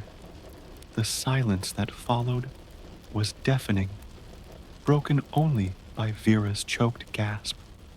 The chilling, undeniable connection to the nursery rhyme immediately reverberated through their minds. 5 little soldier boys going in for law. 1 got in chancery, and then there were 4. The connection to chancery was now horrifyingly clear. Wargrave, the judge, had been shot in the head, a chilling reference to a court of law, a place of judgment. And now, there were indeed only 4 porcelain figures left on the dining table. The killer's meticulous planning, their chilling adherence to the rhyme, was almost beyond comprehension. The implications of this death were catastrophic. If the killer had been able to shoot Wargrave while they were all seemingly together in the very room they thought was their sanctuary, then no one was safe. It meant the killer had either acted with unfathomable speed and cunning, or had found a way to create an opportunity, a distraction that none of them had noticed.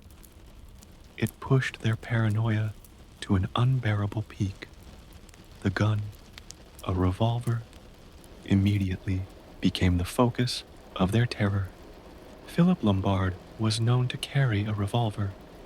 Their eyes turned to him, accusations burning in their gazes. Lombard, quick to react, immediately checked his pocket. His face, usually cynical and composed, blanched with a genuine shock. His revolver was missing. It was gone. This discovery plunged them into utter despair. Lombard, the most obvious suspect, due to his weapon and his shady past, now had a damning piece of evidence against him. Yet, he vehemently denied it, insisting it had been stolen. If his gun had been used and then planted or simply vanished, it meant the killer was playing a far more intricate game, using their own tools against them, orchestrating false clues. The remaining 4, Vera, Lombard, Armstrong, and Bloor, were now caught in a terrifying maelstrom of suspicion. No one knew who had taken the gun or how. Was it Lombard, feigning innocence? Or had someone else stolen it to frame him, or to use it themselves? The very ground beneath their feet felt unstable. The storm outside seemed to crescendo, echoing their internal screams. The house, filled with the presence of the dead and the chilling absence of trust, felt like a living nightmare. They were adrift in a sea of terror, their numbers dwindling, the killer among them, unseen, uncatchable, and utterly merciless. The game was reaching its terrifying crescendo, and the 4 remaining souls knew, with a bone-chilling certainty, that their own demise was merely a matter of time. The judge had fallen, and with him, the last vestiges of law and order on Soldier Island had truly vanished. My dear listener, the macabre opera on Soldier Island is nearing its terrifying climax. With the shocking, calculated demise of Justice Wargrave, the very symbol of law and order, the remaining four are cast adrift in an ocean of raw, unbridled fear. The island, now a stage for utter psychological torment, prepares to claim its next victim. Let us observe the desperate, final struggle for survival. Chapter 8: The Doctor's Disappearance. Shadows, storms, and a puzzling absence. The shooting of Justice Wargrave, right in the drawing room where they believed themselves safest, plunged the remaining four souls into a realm beyond mere terror. The discovery that Philip Lombard's revolver was missing from his person deepened the mystery and intensified the already suffocating paranoia. Had Lombard committed the act and then feigned surprise, a master manipulator? Or had the true killer stolen his weapon to frame him? To add another layer of diabolical misdirection to their grand design, the lines of truth and deception blurred, becoming indistinguishable in the escalating madness. Vera Claythorne, her nerves utterly shredded, found herself spiraling into a terrifying abyss. The deaths, each one more shocking than the last, were relentlessly mirroring the verses of the nursery rhyme.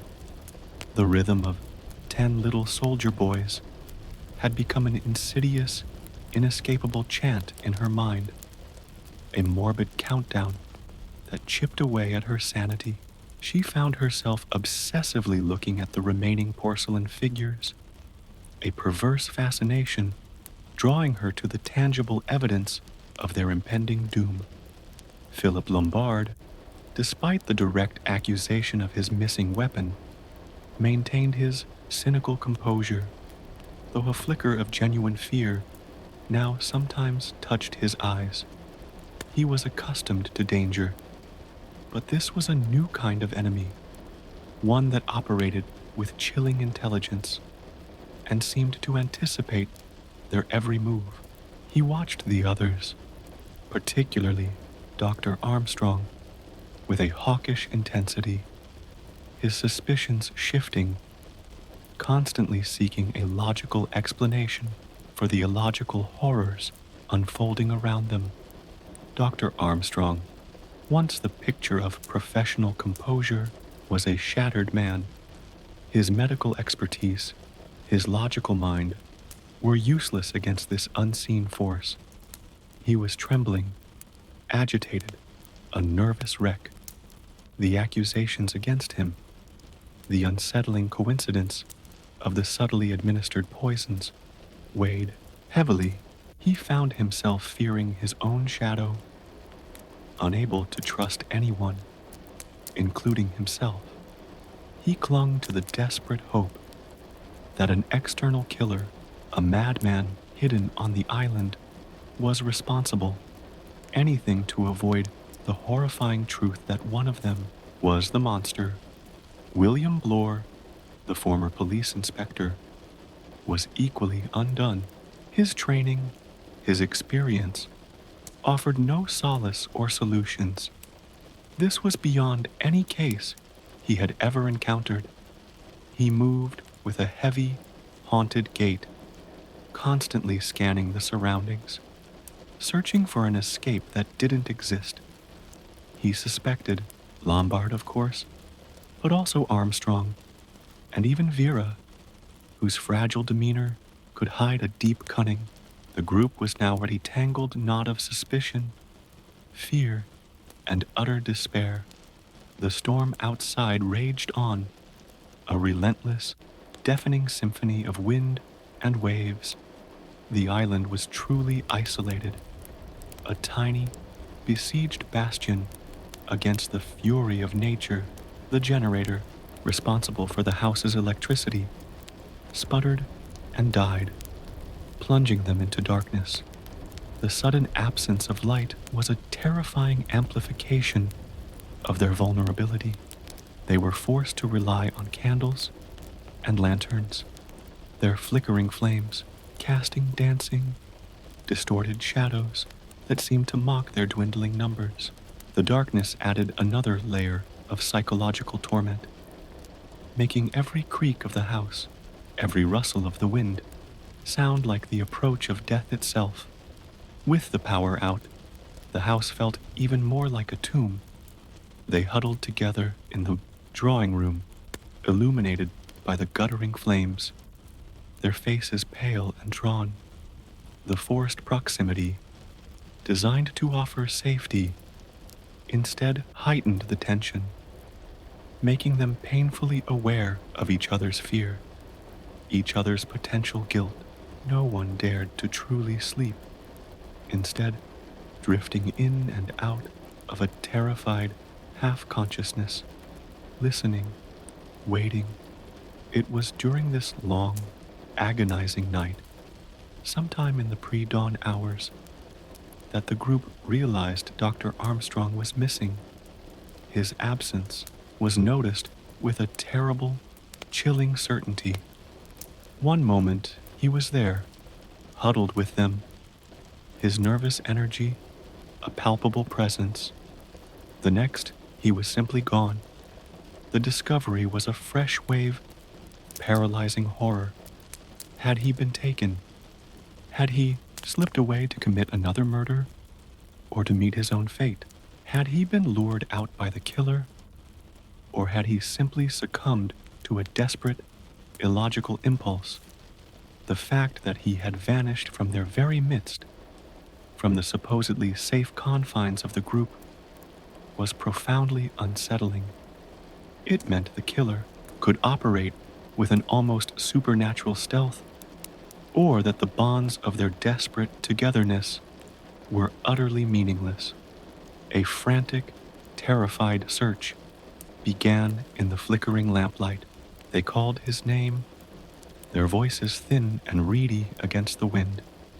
They scoured the house, room by room, cupboard by cupboard, but found no trace of him. The windows were all securely latched, the doors locked from the inside. There was no sign of a struggle, no indication of how he had vanished.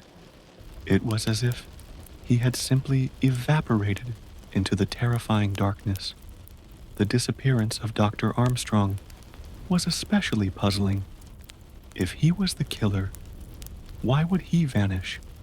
If he was a victim, how had he been removed so silently, so completely, from a room where 4 people were supposedly keeping watch? The mystery deepened, adding another layer of confusion to their escalating dread. The chilling, undeniable connection to the nursery rhyme immediately returned to haunt their minds. Now, with a morbid precision, 4 little soldier boys going out to sea. A red herring swallowed one, and then there were 3. The red herring line was particularly perplexing. Was Armstrong's disappearance a diversion, a false clue designed to mislead them? Or was it a more literal interpretation connected to the sea surrounding the island? The ambiguity of the rhyme's verse only added to their torment, forcing them to frantically search for meaning in a world devoid of logic.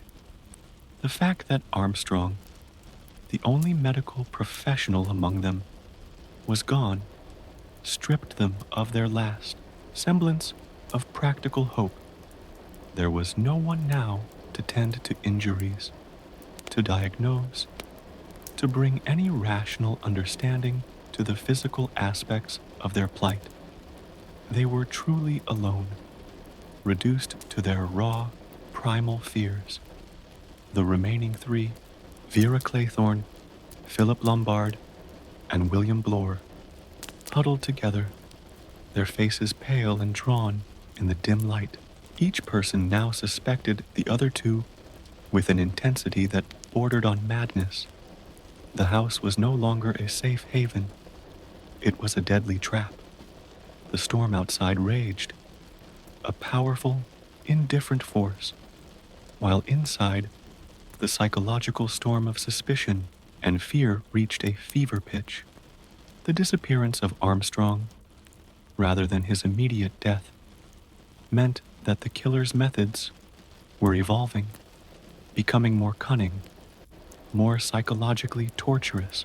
It left the remaining three in an agonizing state of uncertainty, wondering if he was dead, if he was still on the island, or if he was, in fact, the murderer, playing a twisted game of hide and seek. The terror was now absolute, an unshakable presence that clung to them like a shroud. The countdown was nearing its end, and the final brutal acts were about to unfold on the desolate, storm-swept shores of Soldier Island. My dear listener, the relentless, chilling tide of Soldier Island's terror now swells to its peak. With Dr. Armstrong's inexplicable disappearance, only 3 souls remain, adrift in a sea of suspicion and mounting despair. The end is near, and the final verses of the macabre rhyme are about to be fulfilled. Let us bear witness to the desperate, final moments of those still clinging to life. Chapter 9. The Last 3. Desperation, betrayal, and the chilling endgame. The dawn that broke over Soldier Island after Dr. Armstrong's vanishing was not one of hope, but of profound, suffocating dread. Only 3 figures remained in the house: Vera Claythorne, Philip Lombard, and William Blore. The air was thick with their shared terror, a palpable thing that clung to their clothes and seeped into their very bones. The discovery that only 3 porcelain soldier figures remained on the dining table was a brutal, undeniable testament to their desperate situation. The rhyme continued its insidious chant, each verse a prophecy fulfilled. 3 little soldier boys walking in a zoo. A big bear hugged one, and then there were 2. The meaning was clear, unsettlingly specific, and terrifyingly imminent. The storm outside had begun to subside, but the psychological storm within the house raged with unchecked fury. The generator remained dead, plunging the house into a perpetual twilight, illuminated only by the flickering, dwindling light of candles and lanterns. Every shadow danced with menace. Every creak of the floorboards sounded like a footstep. The immediate aftermath of Armstrong's disappearance was a desperate, accusatory scramble. Blore, ever the suspicious ex-policeman, openly voiced his distrust of Lombard, especially with the still missing revolver. Lombard, in turn, regarded both Blore and Vera with his usual cynical, watchful gaze, his suspicion palpable. Vera, on the brink of a complete mental breakdown, oscillated between screaming hysteria and a terrifying, almost catatonic calm, her mind increasingly fixated on the morbid nursery rhyme.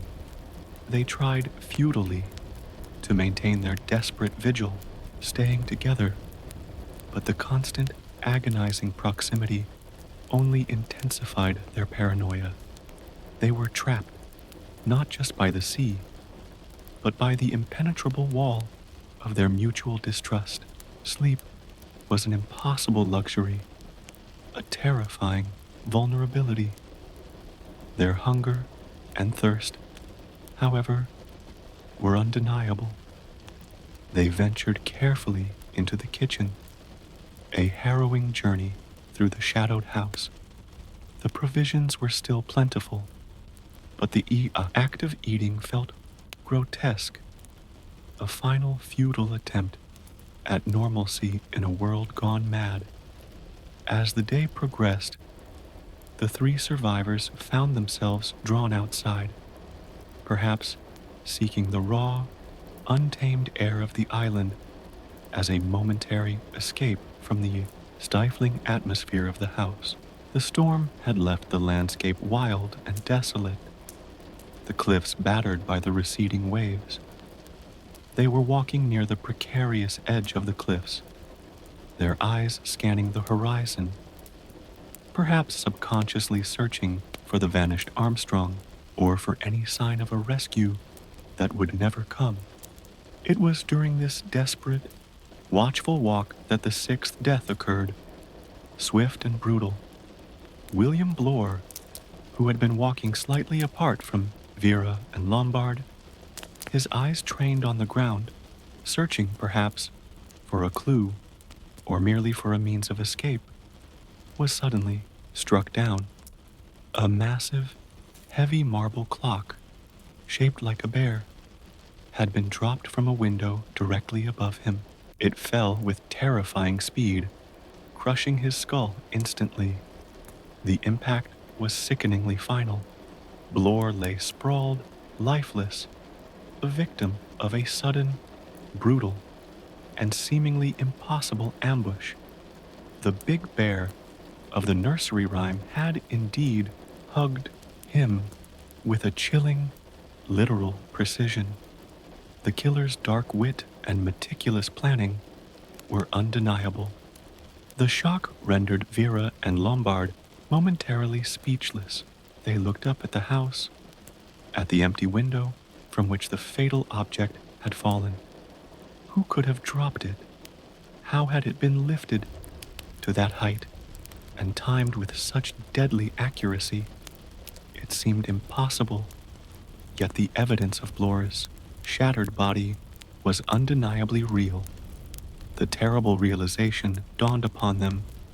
The red herring was now revealed. Dr. Armstrong's disappearance had been a diversion. He had not fled, nor was he the killer. He was dead, his body likely hidden, an elaborate ruse to distract them, to allow the killer to strike again unnoticed. The discovery of Blore's body cemented this chilling truth. Now, only two remained, Vera Claythorne and Philip Lombard. The terror was absolute, suffocating. The nursery rhyme, their grim oracle, now whispered its penultimate verse. Two little soldier boys sitting in the sun.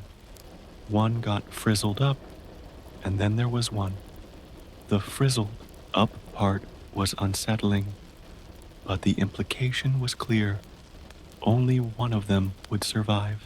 The killer's methods were escalating, becoming more theatrical, more psychologically punishing. The death of Blore and the dawning realization about Armstrong's disappearance focused their suspicion relentlessly upon each other. There were only two of them left. One was the victim, and the other, the murderer. The very air between them crackled with an almost unbearable tension. They returned to the house, no longer seeking refuge, but merely a place to play out the final, horrifying act. The revolver, Lombard's missing weapon, now became the ultimate prize, the key to survival. They both knew it. A desperate, silent struggle for dominance ensued. Vera, her mind teetering on the edge, suddenly saw an opportunity, a desperate chance to save herself. She spotted the revolver, lying partially hidden near a window or perhaps on a chair, placed there by the killer. A final, cruel temptation. In a desperate, animalistic lunge, she grabbed it. Her hand trembled as she pointed the gun at Lombard. Her mind, a whirlwind of fear, suspicion, and self-preservation, convinced her that he was the killer, that she had to act now or die. Lombard, seeing the wild terror in her eyes, realized her intent. He knew she was lost to reason, consumed by the island's madness. He took a step towards her, perhaps to disarm her, perhaps to reason. But for Vera, already spiraling, his movement was the final confirmation of his guilt, a predator closing in. With a shriek, born of terror and desperation, Vera Claythorne pulled the trigger. The shot echoed through the house, shattering the suffocating silence. Philip Lombard crumpled to the floor, shot through the heart. His cynical eyes, which had seen so much of the world's darkness, stared blankly upwards. He was dead. The ruthless mercenary, the survivor, had finally fallen. The terrible, horrifying realization slowly dawned on Vera. She had done it. She had killed the last person on the island, the only remaining soul besides herself. She was now truly alone. The final verse of the poem, the most chilling of all, resonated through her fragmented mind. One little soldier boy, left all alone, he went and hanged himself, and then there were none. My dear listener, we stand now at the precipice of the terrifying conclusion, with only Vera Claythorne left alive on Soldier Island. The storm has passed, leaving behind a chilling calm, a silence far more unsettling than any tempest. The final act of this macabre play is about to unfold, and the truth, when it arrives, will shatter every expectation. Chapter 10. The Last Soldier. Boy, solitude, despair, and a chilling revelation. The shot that extinguished Philip Lombard's life echoed, not only through the silent house, but through the very fabric of Vera Claythorne's shattered sanity. She stood there, the revolver clutched in her trembling hand, the acrid scent of gunpowder stinging her nostrils. He was dead, the last man on the island. The one she had convinced herself was the killer had fallen by her hand. Now, she was truly alone. The full, crushing weight of that realization descended upon her. The house, once filled with the tension of multiple suspects, was now a vast, echoing tomb. The silence was deafening, punctuated only by the frantic beat of her own heart and the distant, rhythmic sigh of the ocean against the cliffs. Her mind, pushed beyond the breaking point by days of unrelenting terror, began to unravel completely.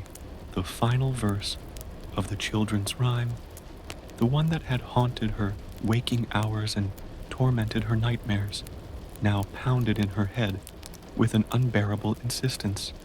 One little soldier boy left all alone. He went and hanged himself, and then there were none. The words resonated with an almost hypnotic power, a preordained fate that she now felt compelled to fulfill. The island, which had lured her with false promises of escape, had stripped her of everything: her composure, her companions, and finally, her will to resist. She wandered through the house, a ghostly figure in the dim, flickering candlelight, her senses heightened by fear and exhaustion. Every shadow seemed to coalesce into a terrifying shape. Every creak of the floorboards, a ghostly footstep. She saw the remnants of the gruesome countdown on the dining room table. A single porcelain soldier figure remaining, a stark, tiny sentinel of her inevitable end. Her gaze fell upon a rope, neatly prepared and hanging from a hook in her bedroom. It was a macabre, impossible sight, as if it had simply manifested there, waiting for her. Or perhaps In her fractured state, her mind had twisted a mundane detail into an instrument of her own demise. The noose hung ready, an eerie invitation, a final chilling punctuation mark to the rhyme. In a trance-like state, driven by the relentless chant in her mind and the overwhelming burden of her solitude and guilt, Vera Claythorne stumbled towards it. The memory of Cyril Hamilton, the little boy she had allowed to drown, returned with agonizing clarity. The guilt, suppressed for so long, now rushed over her, a tidal wave of torment. It was as if her past crime, brought to light by the gramophone, now demanded its ultimate payment. Her fingers fumbled with the rope, her movements mechanical. Devoid of conscious thought, she placed the noose around her neck.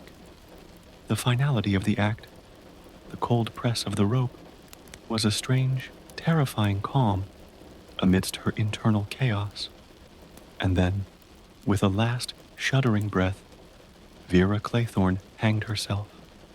The last soldier boy had fallen, and then there were none. Silence, absolute, profound, and utterly desolate silence descended upon Soldier Island. The wind might still whisper around the house. The waves might still crash against the shore. But within the walls, where 10 lives had converged and tragically, systematically ended, there was now only the quiet, empty presence of death. Epilogue: The unraveling of the mastermind. A confession from the deep days. Later, the storm had fully abated, and the sea became calm enough for a fishing boat to approach Soldier Island. The fishermen, drawn by the unsettling silence and the lack of any sign of life, found the house eerily still. What they discovered inside was a scene of unimaginable horror. 10 bodies, each a testament to a meticulous, chilling sequence of deaths. The mystery was profound, baffling the mainland authorities. How could 10 people die on an isolated island with no one else present? The case seemed utterly unsolvable.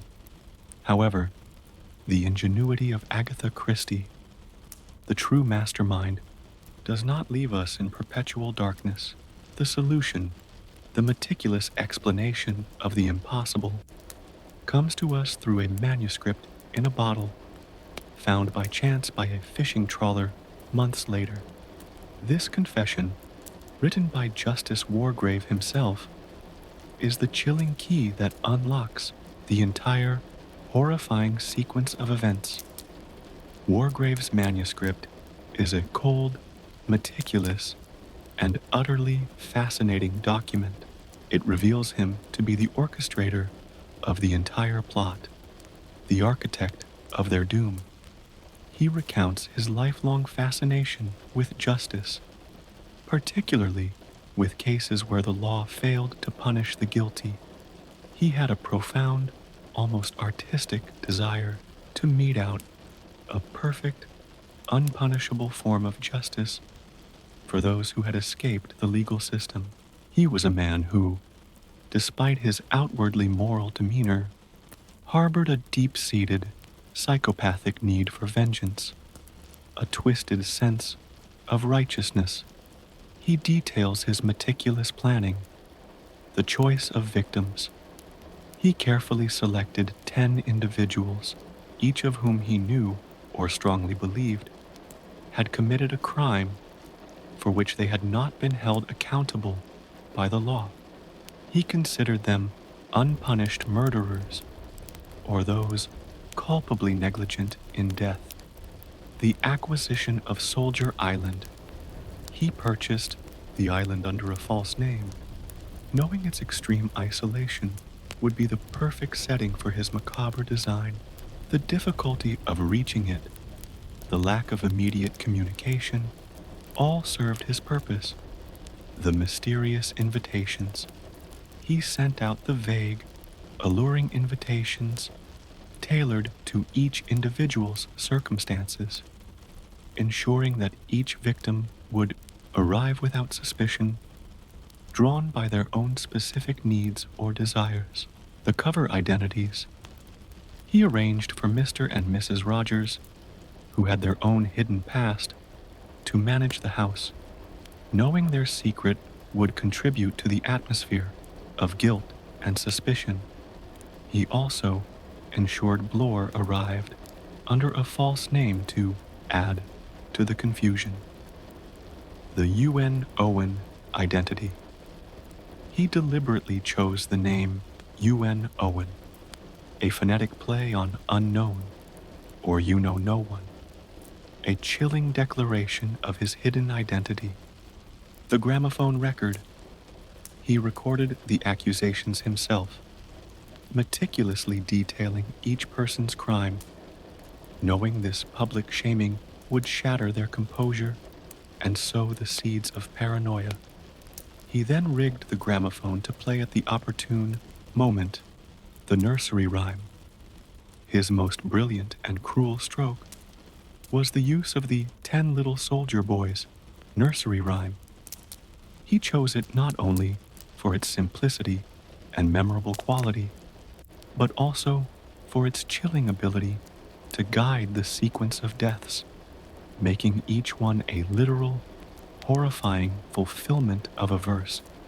This added a psychological torment that amplified the terror exponentially. The porcelain figures, removed one by one, served as a tangible, inescapable countdown. Wargrave then explains the intricate methods of each murder. Anthony Marston. Wargrave knew Marston was a reckless young man. He placed the cyanide in Marston's drink, timed to act swiftly after the gramophone recording, creating immediate shock and confusion. Mrs. Rogers. He administered a dose of chloral hydrate to Mrs. Rogers, slipping it into her after-dinner drink.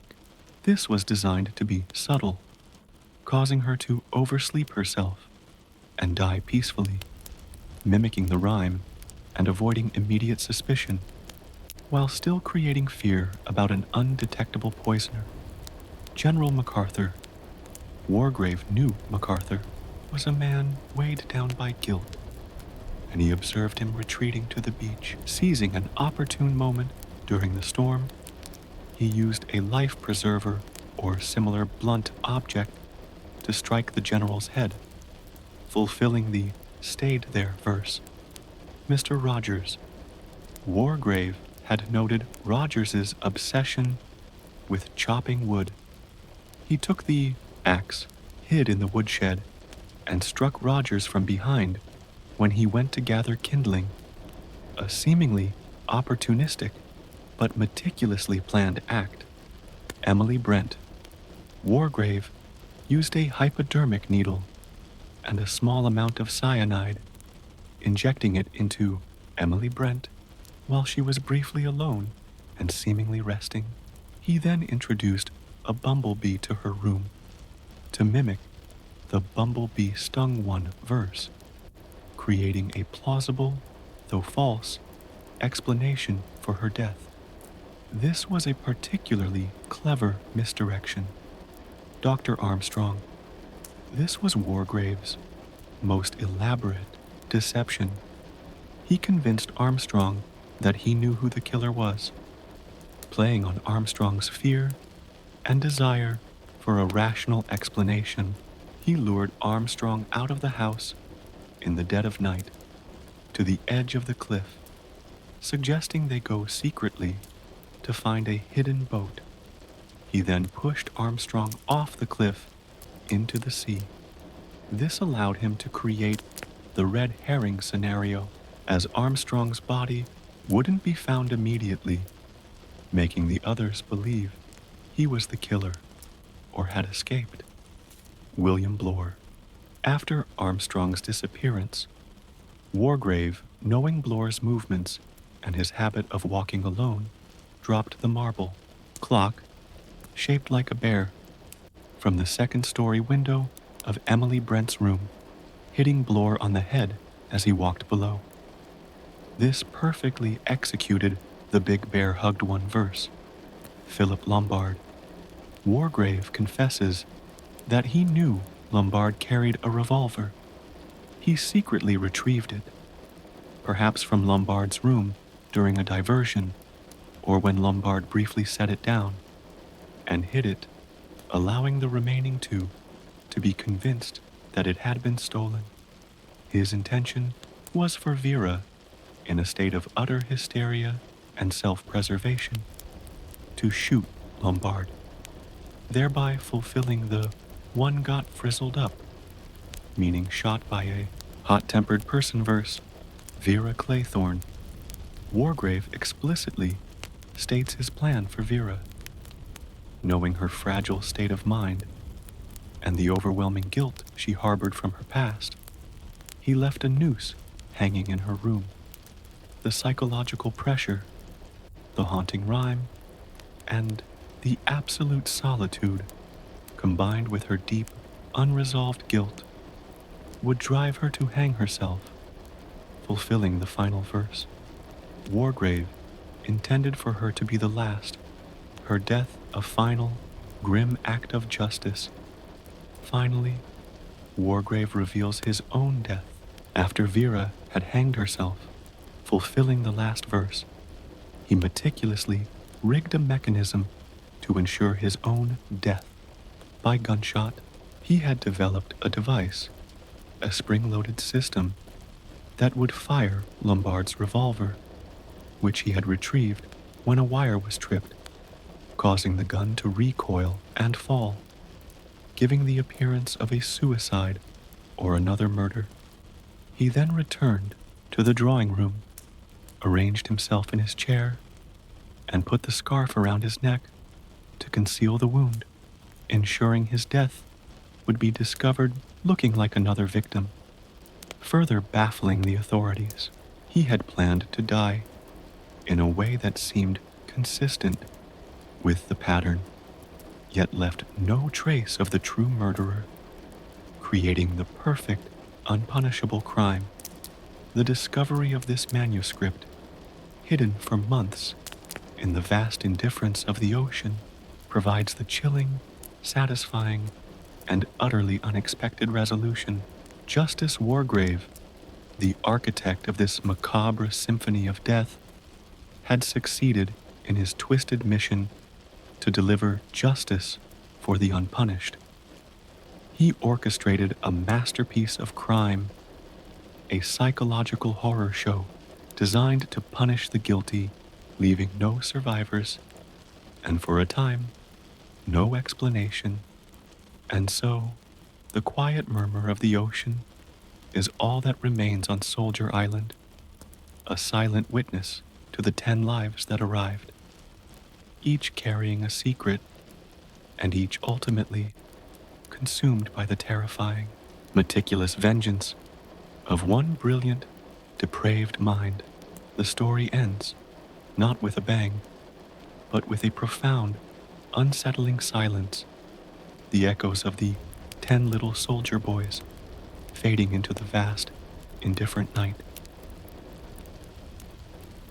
Character arcs and development, the unveiling of souls, my dear listener, as the final, chilling echoes of the 10 little soldier boys fade into the quiet of the night, let us now pause, not on the grim tally of their end, but on the delicate, complex tapestry of their lives.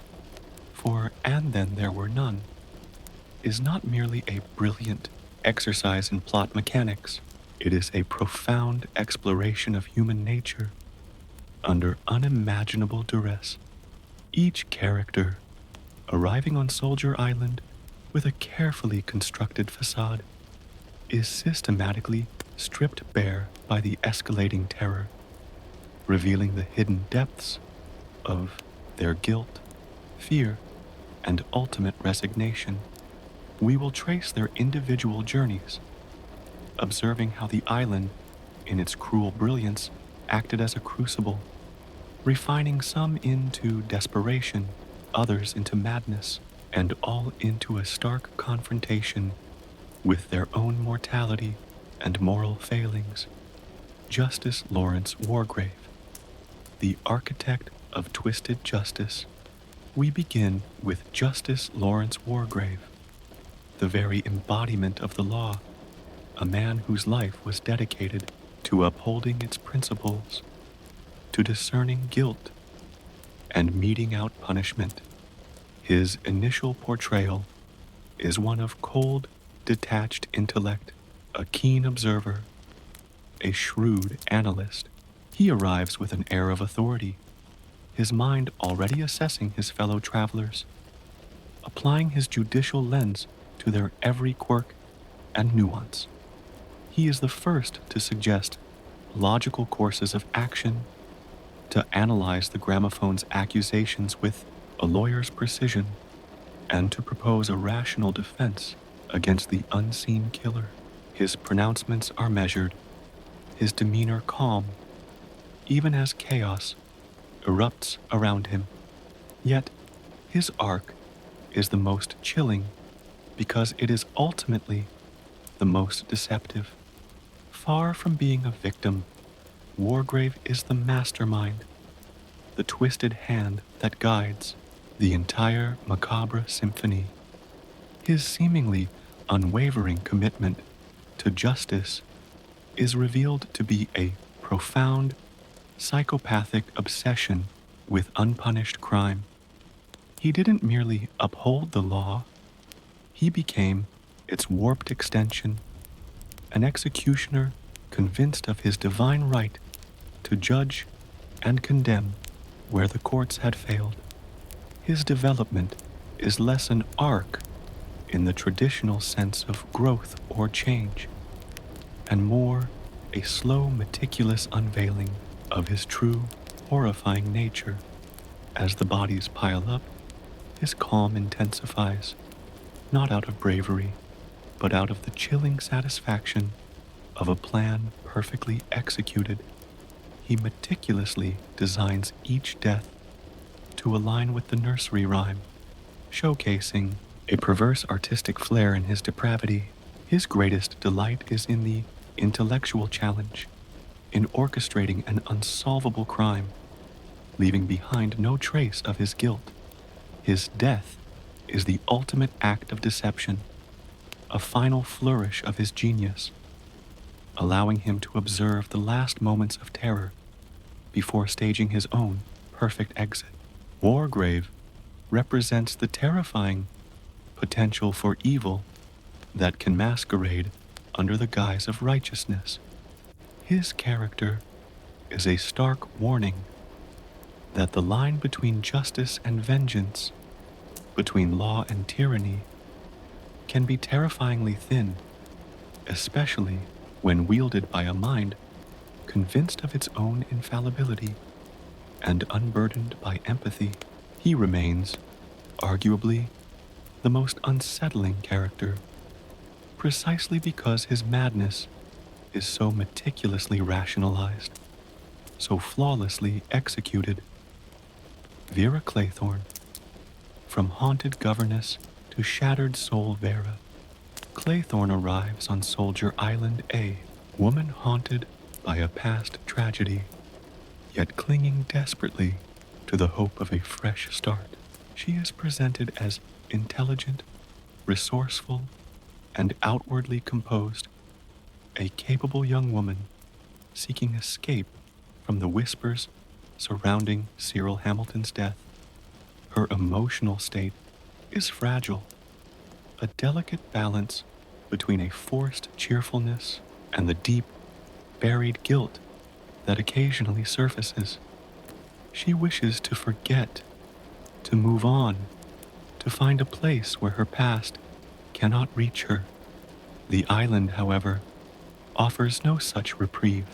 The gramophone's accusation, the explicit naming of Cyril, shatters her carefully constructed defenses.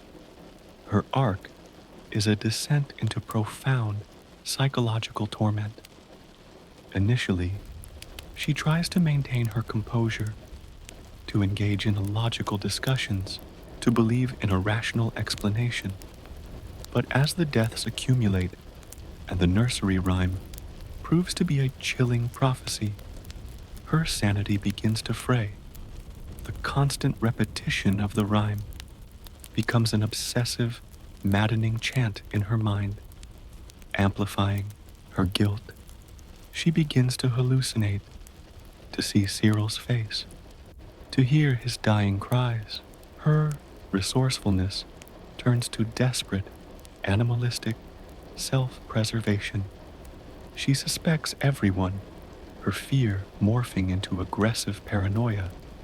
Her moments of lucidity become shorter, punctuated by bursts of hysteria.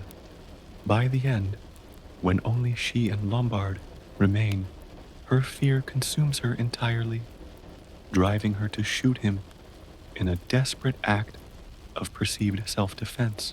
This final act, however, is not a triumph, but the ultimate expression of her complete breakdown. The island has stripped her of reason, of hope, and of any remaining illusion of blamelessness. Her final act of hanging herself, guided by the haunting rhyme, is a tragic culmination of her guilt and the psychological torture she endured. Vera's arc is a poignant portrayal of how unbearable psychological pressure can erode the human spirit, leading to self-destruction. She is a figure of profound pity, caught in a trap that exploits her deepest fears and weaknesses. Philip Lombard, the cynic's reckoning. Philip Lombard strides onto Soldier Island with the casual arrogance of a man who lives by his own rules, a mercenary whose past is undeniably shady, but who prides himself on his survival instincts.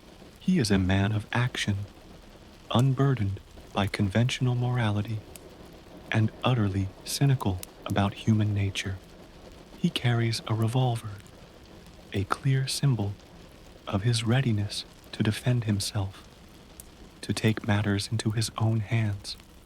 His initial response to the accusations is a casual admission, almost a boast, of his past actions, showing a remarkable lack of remorse. His arc is one of gradual, grudging realization. Initially, he views the situation as an intriguing challenge, a game he can win. He maintains his detachment, observing the others with a keen, analytical eye, always assessing threats and opportunities. He is one of the few who immediately suspects the killer is among them, rather than a phantom. His cynicism, however, doesn't prepare him for the sheer malevolence of the killer's plan. As the deaths become more frequent and the methods more insidious, Lombard's outward composure begins to crack.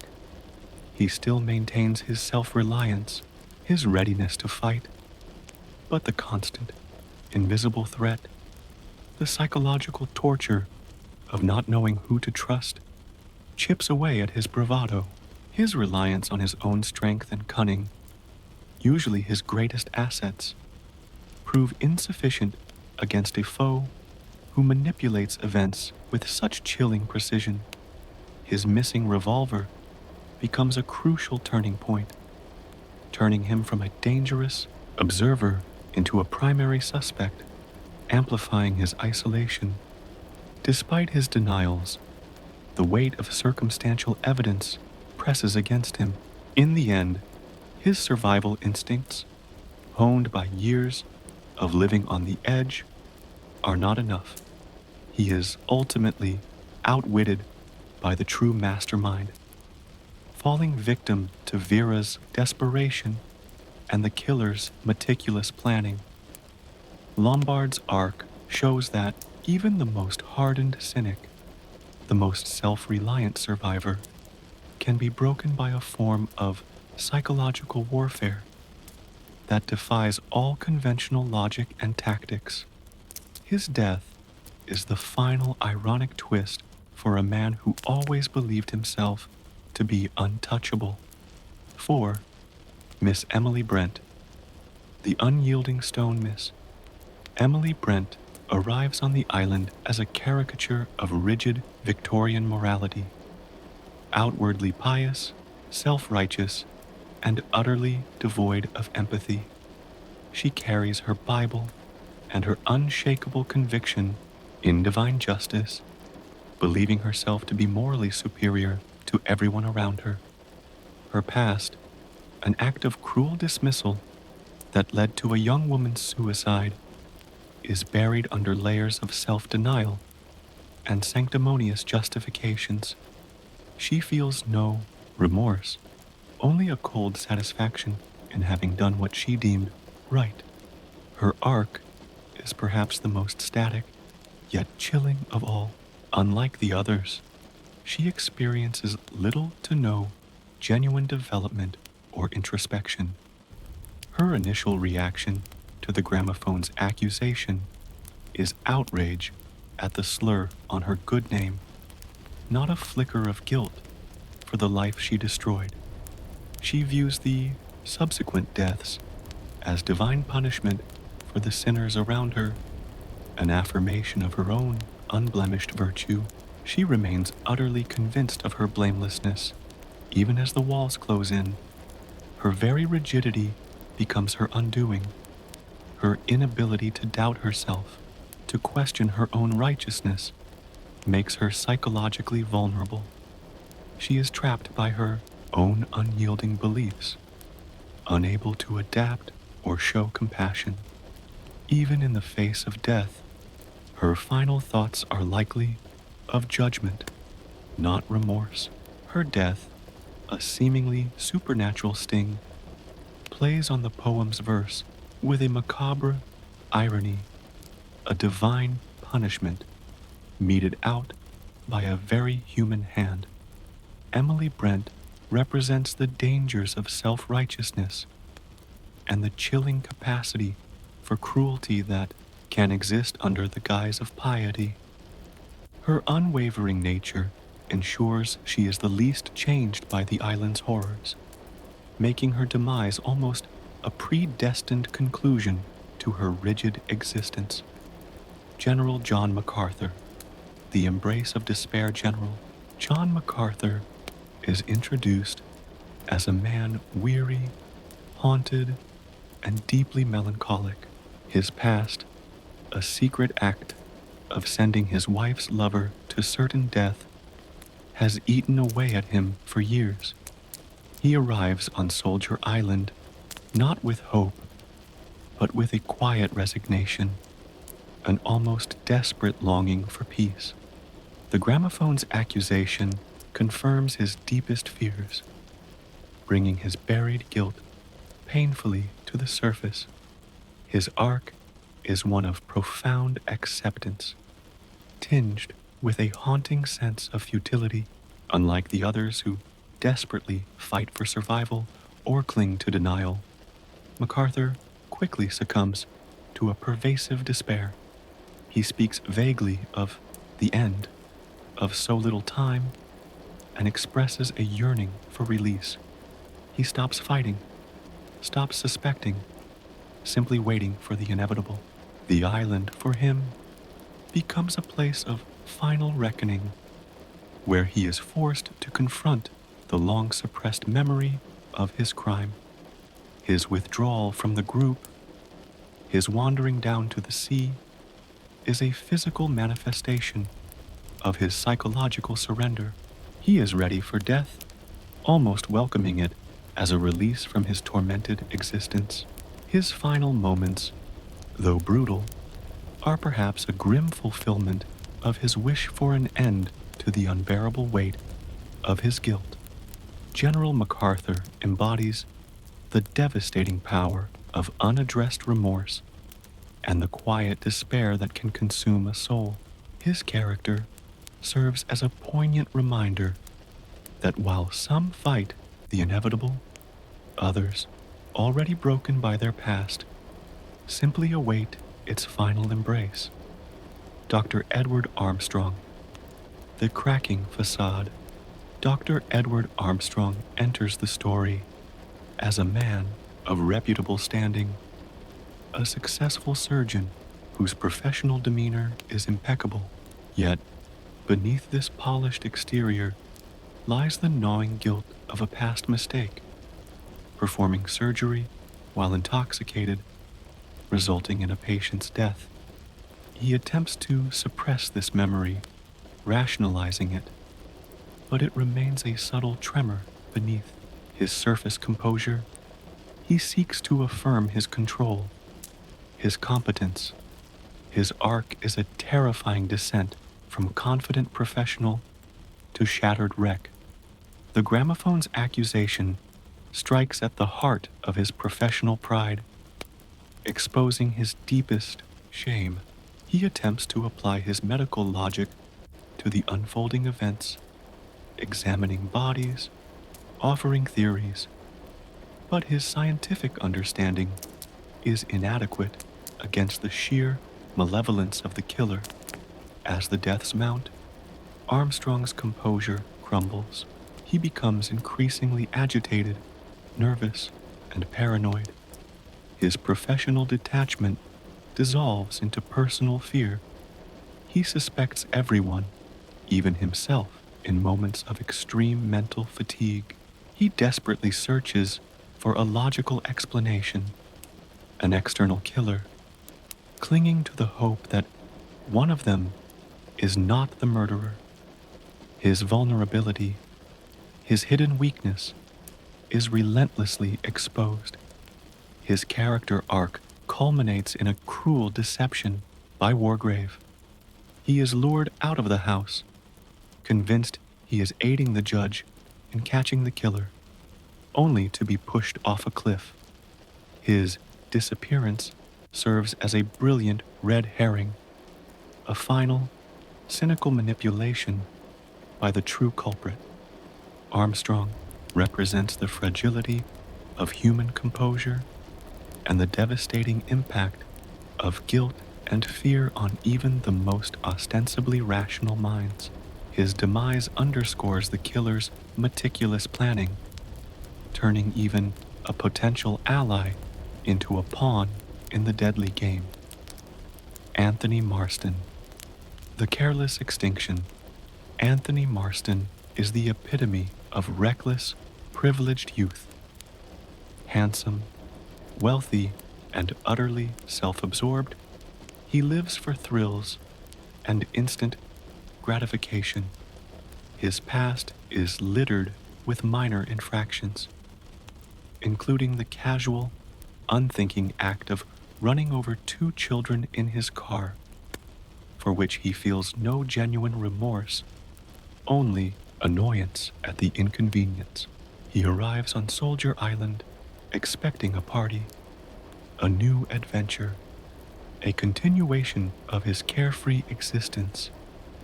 His arc is perhaps the shortest and most immediate. He is the first to die, a direct consequence of his casual indifference to life, both his own and others.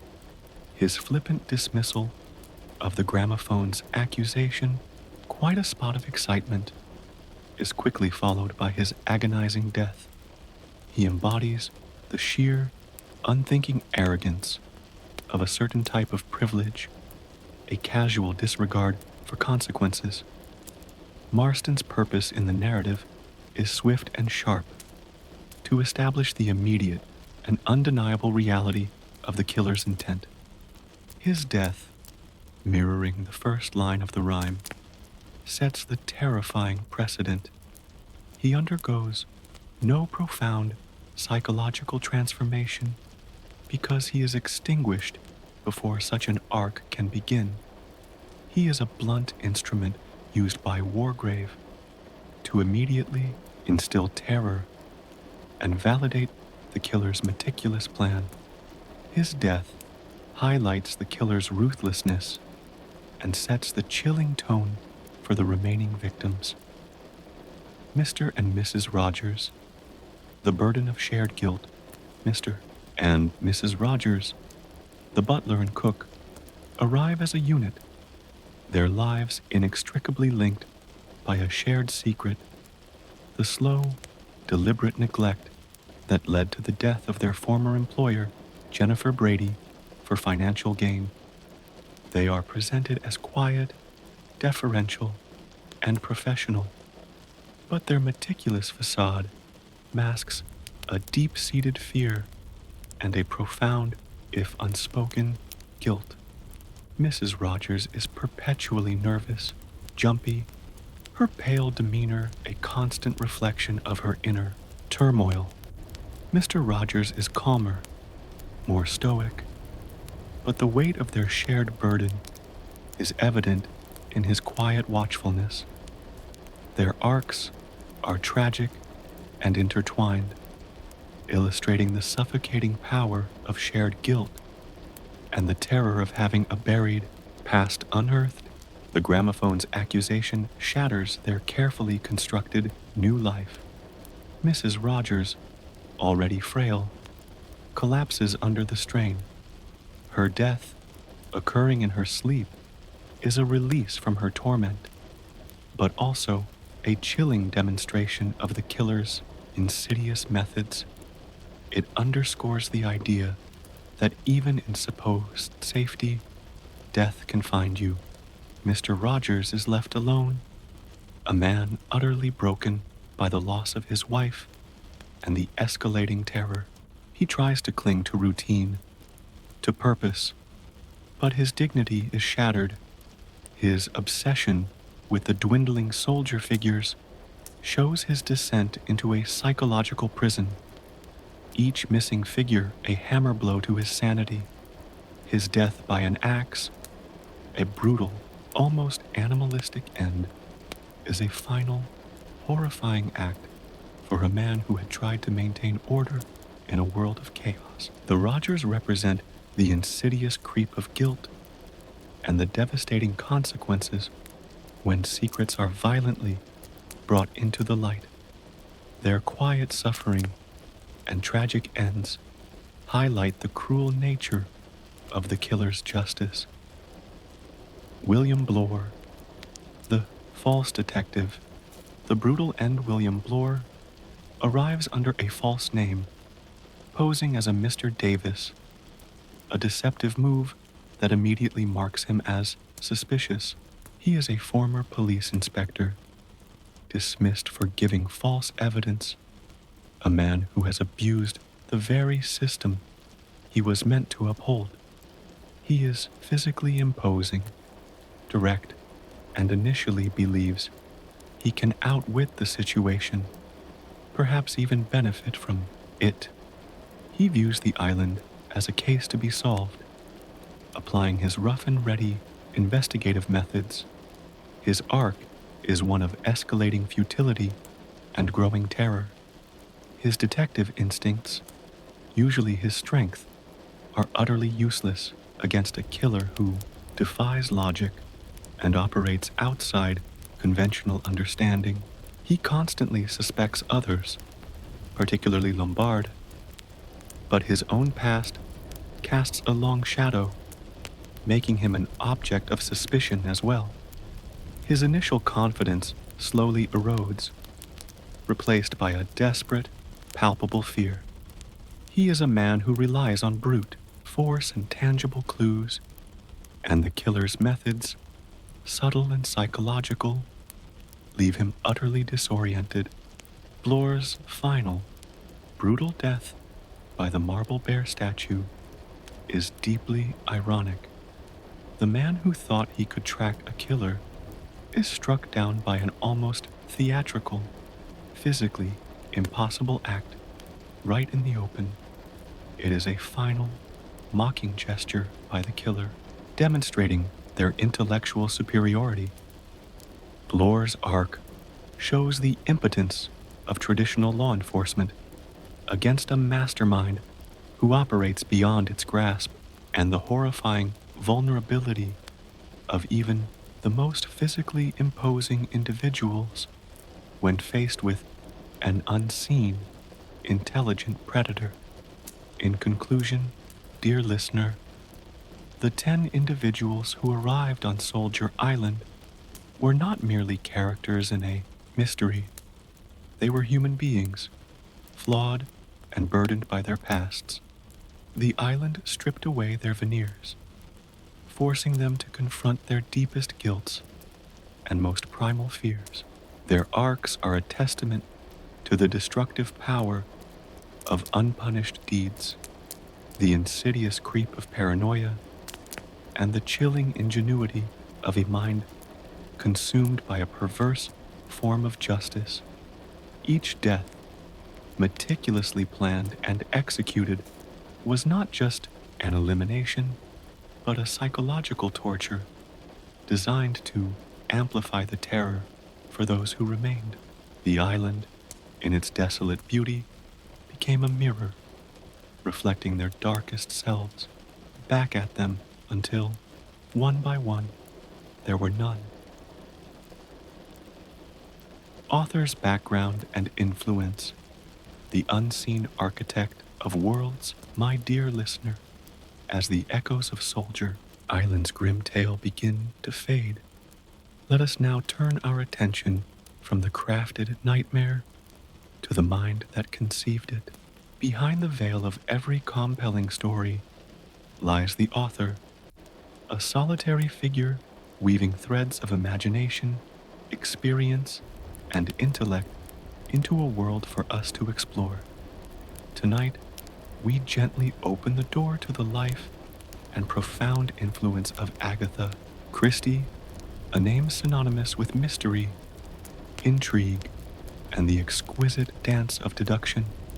Born Agatha Mary Clarissa Miller in Torquay, Devon, in 1890, Christie's early life was one steeped in a comfortable Edwardian gentility, filled with lessons at home, a vivid imagination, and a childhood spent largely in the company of books and her own invented worlds.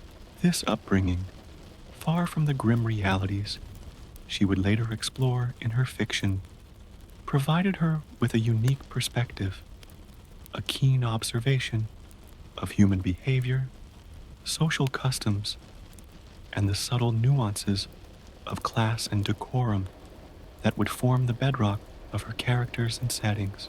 She learned to read early, absorbed by the tales of Conan Doyle, Edgar Allan Poe, and Wilkie Collins, authors who laid the groundwork for the detective genre she would revolutionize. One cannot fully appreciate Christie's brilliance without understanding the quiet revolution she ignited in detective fiction. Before her, many mysteries relied on sensationalism, brute force, or convoluted plots. Christie, however, brought a meticulous, almost mathematical precision to the genre. Her mysteries were not about loud explosions or thrilling chases. They were intricate puzzles, intellectual challenges presented to the reader with fairness and cunning. She invented the fair play mystery, where all the clues are theoretically available to the reader, allowing them to solve the crime alongside the detective, if only they were astute enough to put the pieces together. This was her signature, a quiet invitation to intellectual engagement, a gentle challenge to the reader's own deductive powers. Her early life also shaped her understanding of human psychology, particularly the subtle betrayals and hidden motivations that often fester beneath a polite surface. She witnessed, through her own experiences and keen observation, the social pressures, moral hypocrisies, and unspoken resentments that could exist within seemingly respectable circles.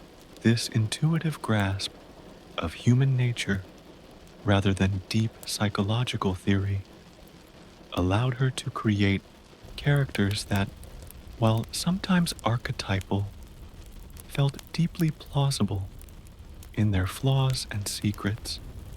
Christie's experiences during World War I and II played a crucial role in shaping her knowledge of poisons, a recurring motif in her work. She worked in a dispensary during World War I and later as a pharmacy assistant during World War II. This practical experience gave her a detailed, accurate understanding of various toxins, their effects, and their often subtle methods of administration. It meant that her use of poison in her plots was not mere fantasy, but grounded in a chillingly real knowledge, adding a layer of authenticity and dread to her fictional crimes. The meticulous care she took in depicting forensic details, particularly concerning chemistry and pharmacology, was a direct result of these wartime roles. Beyond her initial inspirations, Christie's unique literary voice developed over time. Her prose is often described as straightforward, unadorned, and economical. She preferred clarity over flourish, ensuring that the plot, the characters, and the clues remained the focus. This seemingly simple style, however, belies a profound artistry in narrative control. She mastered the art of misdirection, of planting red herrings so subtly that the reader scarcely noticed them until the grand reveal. Her sentences flow with a calming, almost rhythmic quality, drawing the reader deeper into the story without jarring interruptions. This elegant simplicity is what makes her work so enduringly readable and perfect for narrative voiceovers. Now, let us consider And Then There Were None in the context of her broader bibliography and its unique place within it. While Christie is renowned for her recurring detectives, Hercule Poirot and Miss Marple, And Then There Were None stands apart. It features no established detective, no external solver of the crime. This deliberate choice was a daring departure, placing the story, readers, and the characters themselves in a terrifying enclosed puzzle box. This structural innovation was a testament to her willingness to experiment, to push the boundaries of the genre she herself had largely defined. The conception of And Then There Were None was, in Christie's own words, her most difficult literary challenge. She wanted to write a book where 10 people died, one by one, with no one else on the island, and the logic remained perfectly sound. The sheer audacity of this premise and the meticulous plotting required to pull it off was immense. She reportedly spent days, weeks, mapping out the precise sequence of events, ensuring each death not only fulfilled the rhyme, but also created new layers of suspicion and psychological torment for the survivors. This was not just a story. It was an elaborate mental experiment, a testament to her genius for intricate plotting. The novel's original title, 10 Little Niggers, rooted in the problematic and now offensive minstrel song, is a stark reminder of the cultural context of its time. Christie herself always referred to the book as 10 Little Indians, after the nursery rhyme that became its plot device, and it was quickly renamed in America to And Then There Were None, to avoid the racial slur. This evolution of the title reflects a broader societal shift and highlights the enduring quality of the narrative itself, transcending its problematic original naming to remain a classic. Christie's influence on the mystery genre is simply immeasurable. She perfected the locked room mystery, the closed circle mystery, and the psychological thriller. Her impact can be seen in countless authors who followed, adopting her emphasis on intricate plotting, clever misdirection, and the psychological exploration of characters under pressure.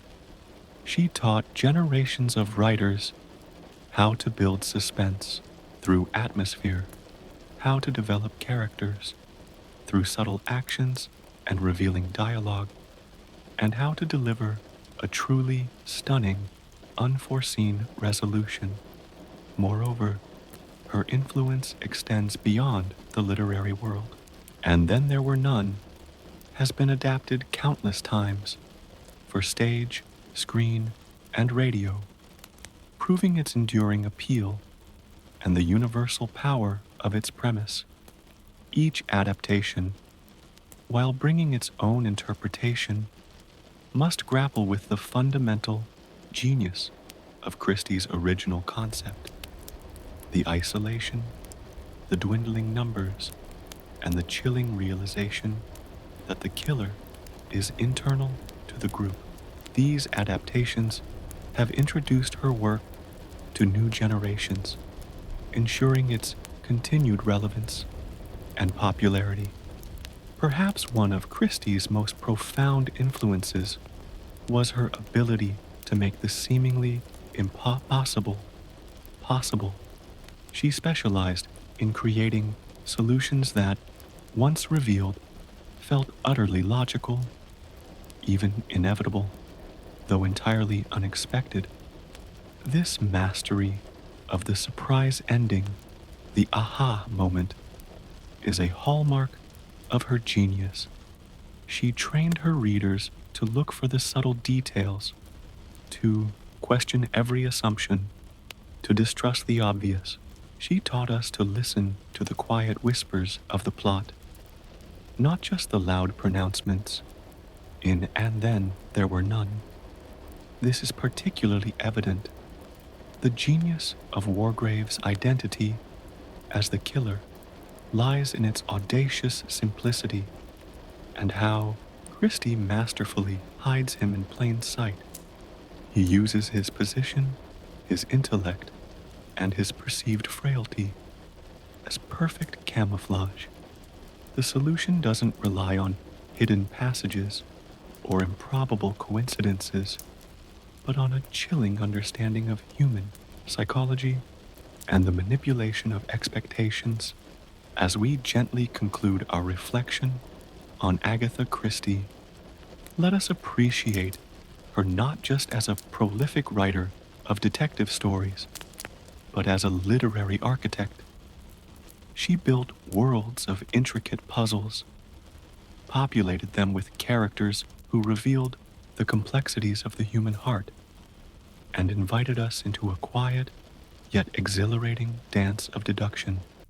Her legacy is one of timeless storytelling, a soothing presence in the world of crime fiction, always promising an intelligent challenge and a deeply satisfying unraveling of the truth. Her influence, like a subtle thread woven through the fabric of literary history, continues to enrich and define the genre, proving that sometimes the quietest stories can hold the most profound and chilling power. My dear listener, as we gently turn another page in our exploration of And Then There Were None, let us now step back in time, allowing the currents of history to carry us to the era in which this chilling masterpiece was conceived. Understanding the historical context and its influence on the story is not merely an academic exercise. It enriches our appreciation for Agatha Christie's genius, revealing how the anxieties, innovations, and social currents of her time subtly yet profoundly shaped this timeless tale. Historical context and its influence on the story. Echoes of an era Agatha Christie penned And Then There Were None in 1939, a year poised on the precipice of global catastrophe. The world was holding its breath, teetering on the brink of World War II.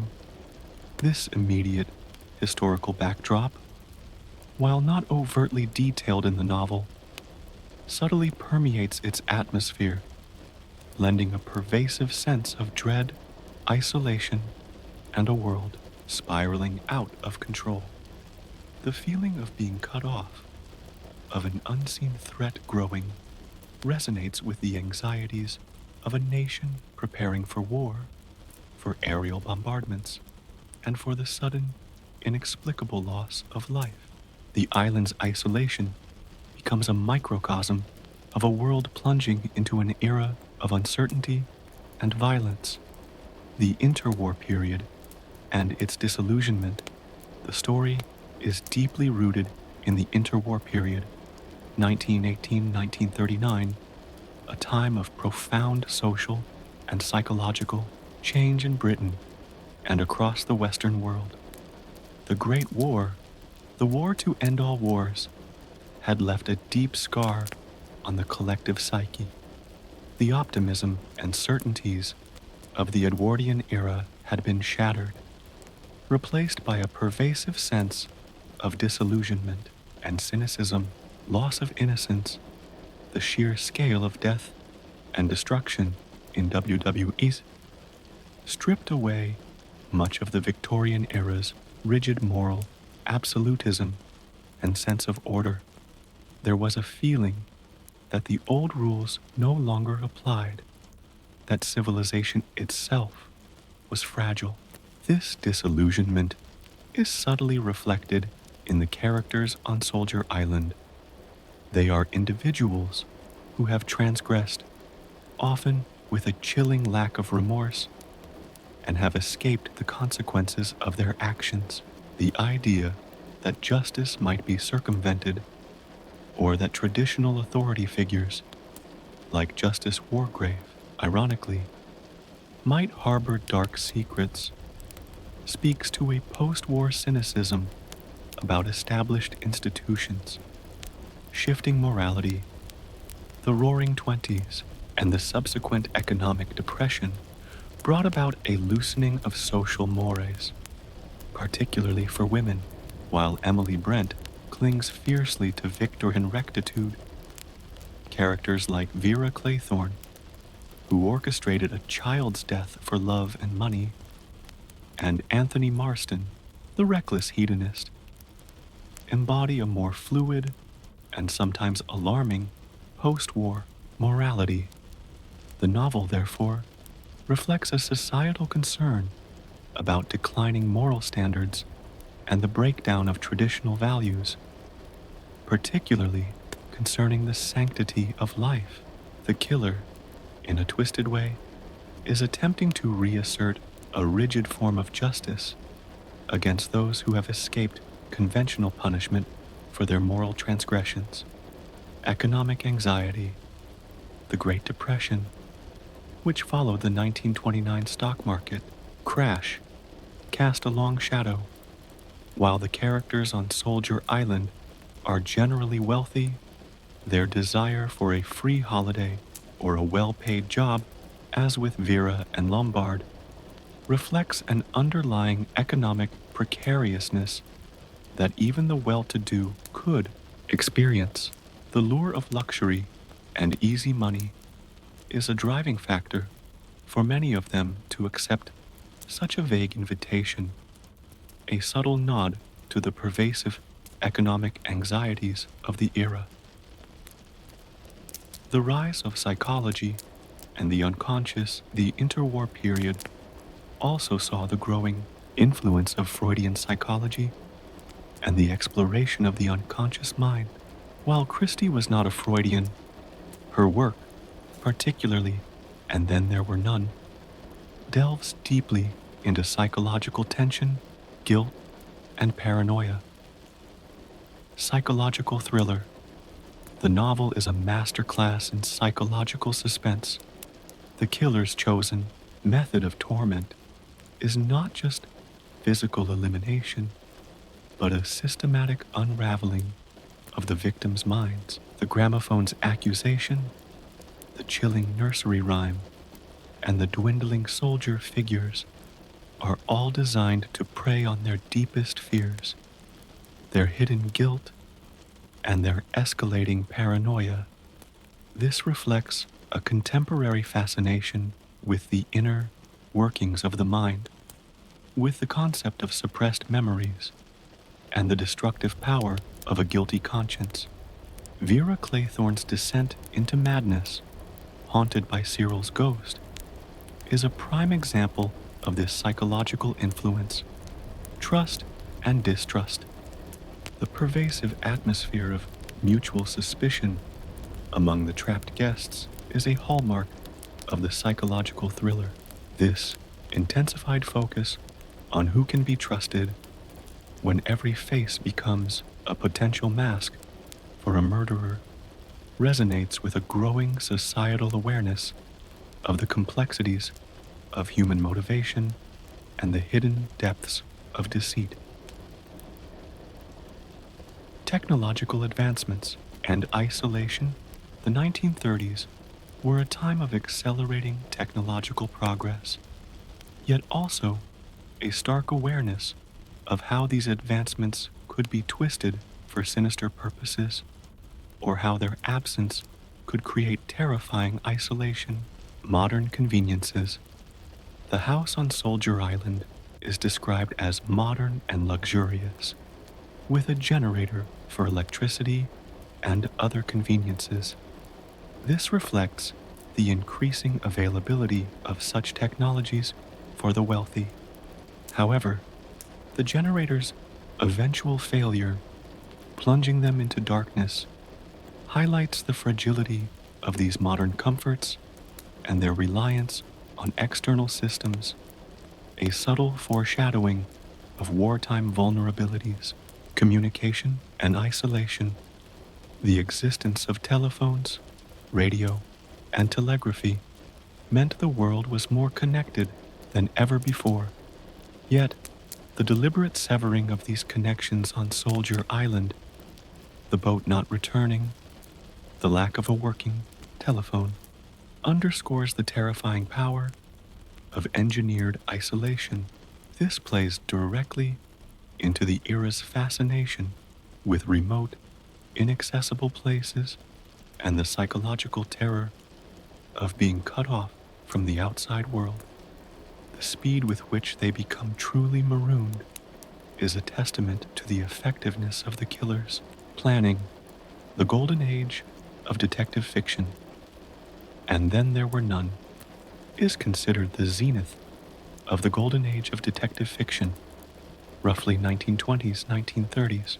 This era was characterized by intricate plots, intellectual puzzles, and the fair play rule.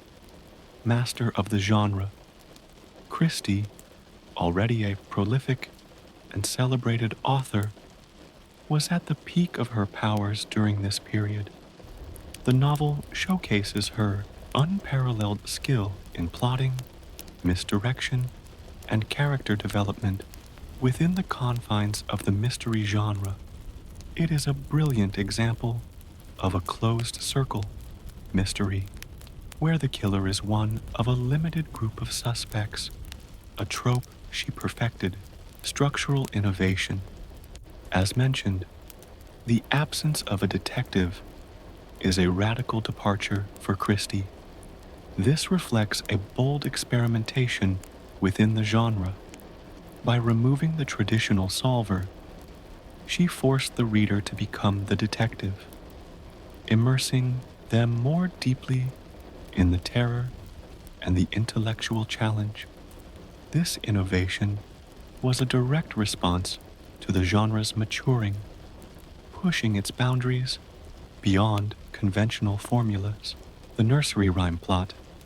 The use of the 10 little soldier boys rhyme as the literal blueprint for the murders was a highly original and macabre innovation.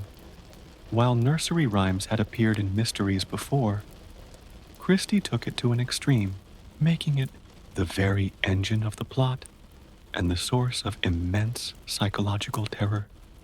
This playful, yet sinister device resonates with the era's fascination with puzzles and coded messages, yet twists it into something truly chilling: social class and justice system. The novel also subtly critiques aspects of the British class system and the justice system of the time. Class divisions. The characters represent a cross-section of British society, albeit primarily the upper and middle classes. Judge, a general, a doctor, a governess, a spinster, a mercenary, a reckless socialite, and a pair of servants. Their interactions, though quickly eroded by fear, initially reflect the rigid social hierarchies of the era. The way they address each other, their expectations of service from the Rogers, all highlight these established class dynamics. Flawed justice. The central premise that 10 people have escaped legal justice for their crimes is a powerful critique of the fallibility of the legal system. Justice Wargrave, the killer, acts out of a twisted desire to correct these perceived failures. This theme taps into a societal concern about crime and punishment, and whether the law always serves true justice, particularly in cases where evidence is circumstantial or the powerful can escape accountability. It asks, what happens when the law is not enough? Who then assumes the mantle of judgment? The specter of World War II. Finally, let us return to the most immediate context, 1939. While not explicitly a war novel, the psychological undercurrents of an impending global conflict are palpable. Sense of helplessness. The characters on the island are utterly helpless against an unseen, powerful force, cut off from all aid.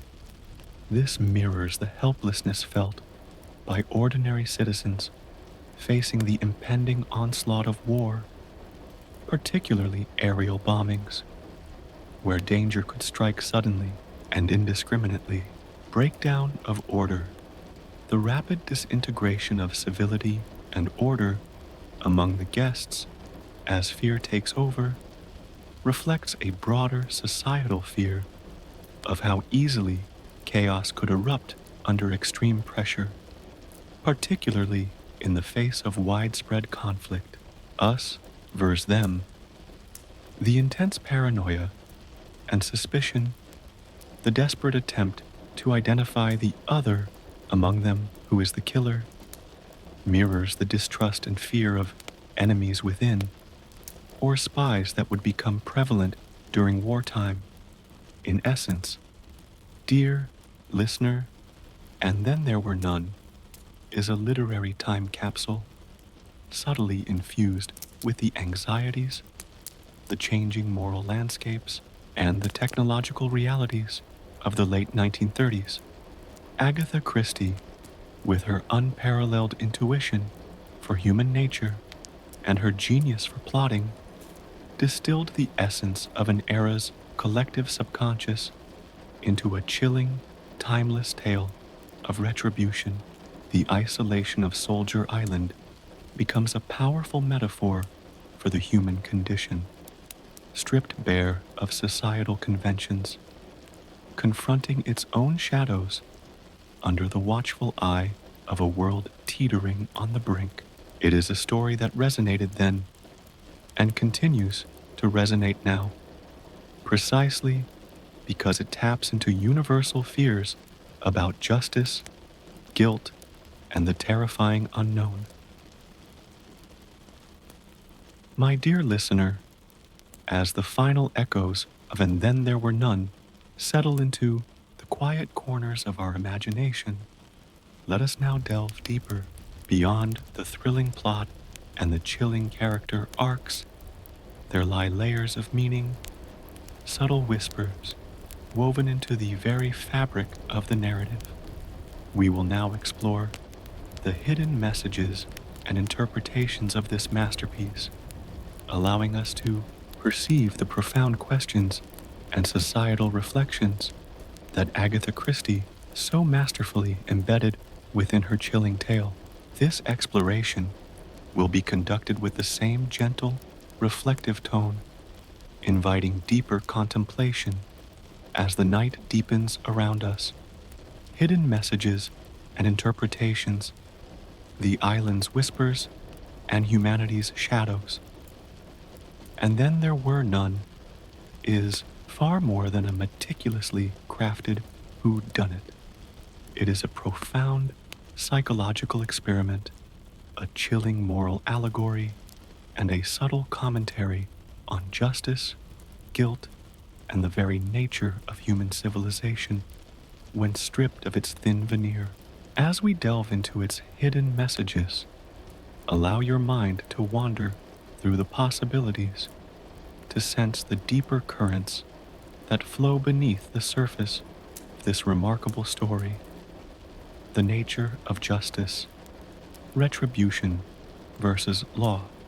Perhaps the most potent, hidden message in the novel lies in its complex exploration of justice. The central premise is that 10 individuals have committed grave crimes, causing the deaths of others, yet have escaped legal punishment. Justice Wargrave, the self-appointed executioner, sees himself as correcting the failures of the legal system, delivering a perfect form of justice, vigilante justice. The novel forces us to confront the terrifying implications of vigilante justice. While the victims are indeed guilty of morally reprehensible acts, Wargrave's methods are utterly sadistic and depraved. He takes pleasure not just in their deaths, but in their psychological torment, the fear he instills, and the masterful nature of his unpunishable scheme. The question arises, does the heinousness of the original crime justify such extreme, extra-legal retribution? Christie subtly leads us to understand that even when the law fails, a descent into individual vengeance leads to a far greater horror. Wargrave embodies the very corruption he purports to fight, becoming a monster far more terrifying than his victims. His justice is not driven by morality, but by a chilling, psychopathic desire for control and judgment. The flaws of the legal system. The narrative implicitly critiques the legal system of the time. The fact that all 10 victims escaped justice due to lack of evidence, powerful connections, or procedural loopholes highlights the inherent fallibility and limitations of human-made laws. Christie, herself married to a distinguished archaeologist and with a background in forensic accuracy, understood the practical difficulties of proof and the sometimes elusive nature of truth in a courtroom. The story is a dark fantasy of what might happen if someone took it upon themselves to compensate for these systemic failures, proving that such a solution is worse than the problem. It raises the uncomfortable question, if the law cannot always deliver justice, then what? The novel offers a terrifying answer.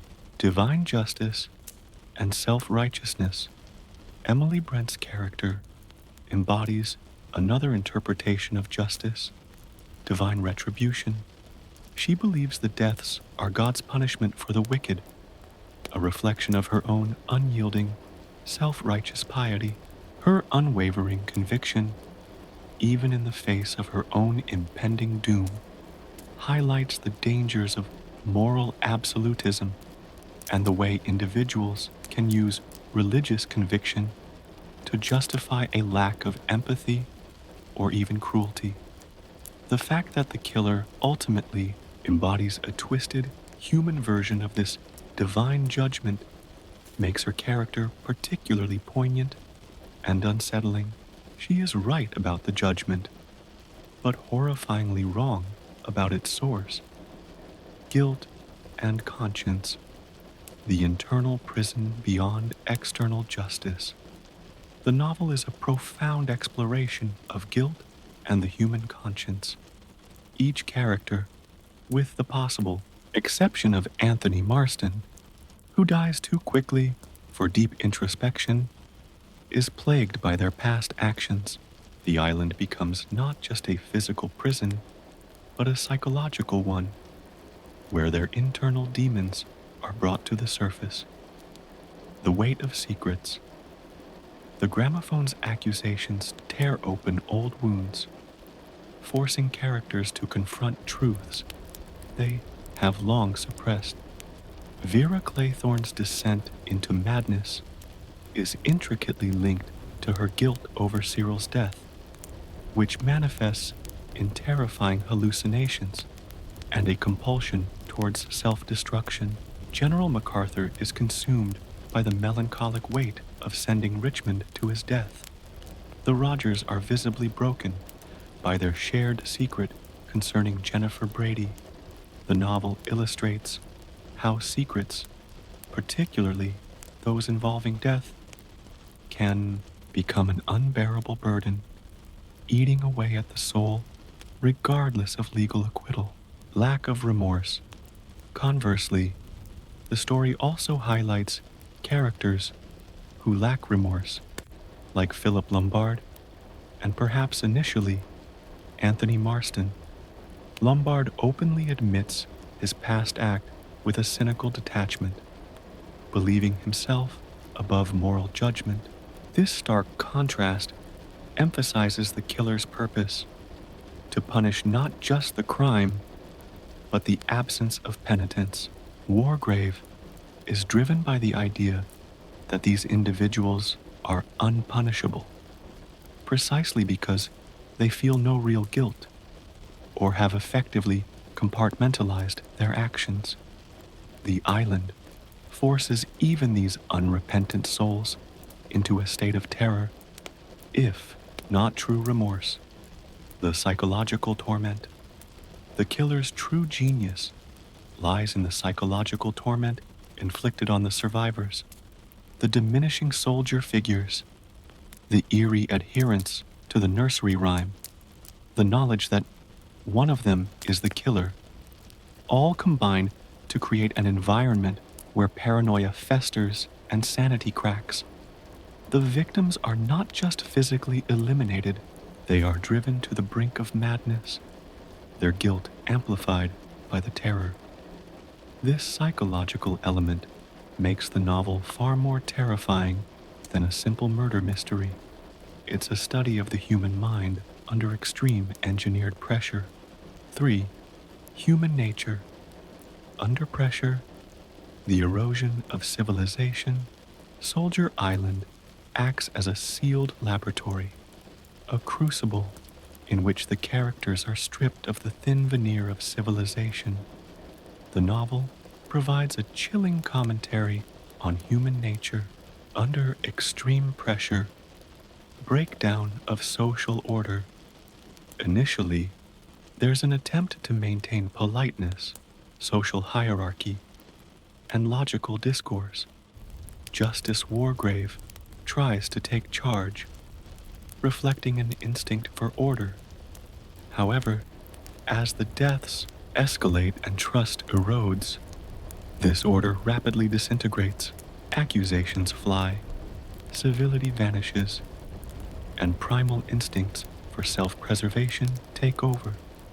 The characters regress from a polite society to a desperate, fearful mob, then finally to isolated, hunted animals.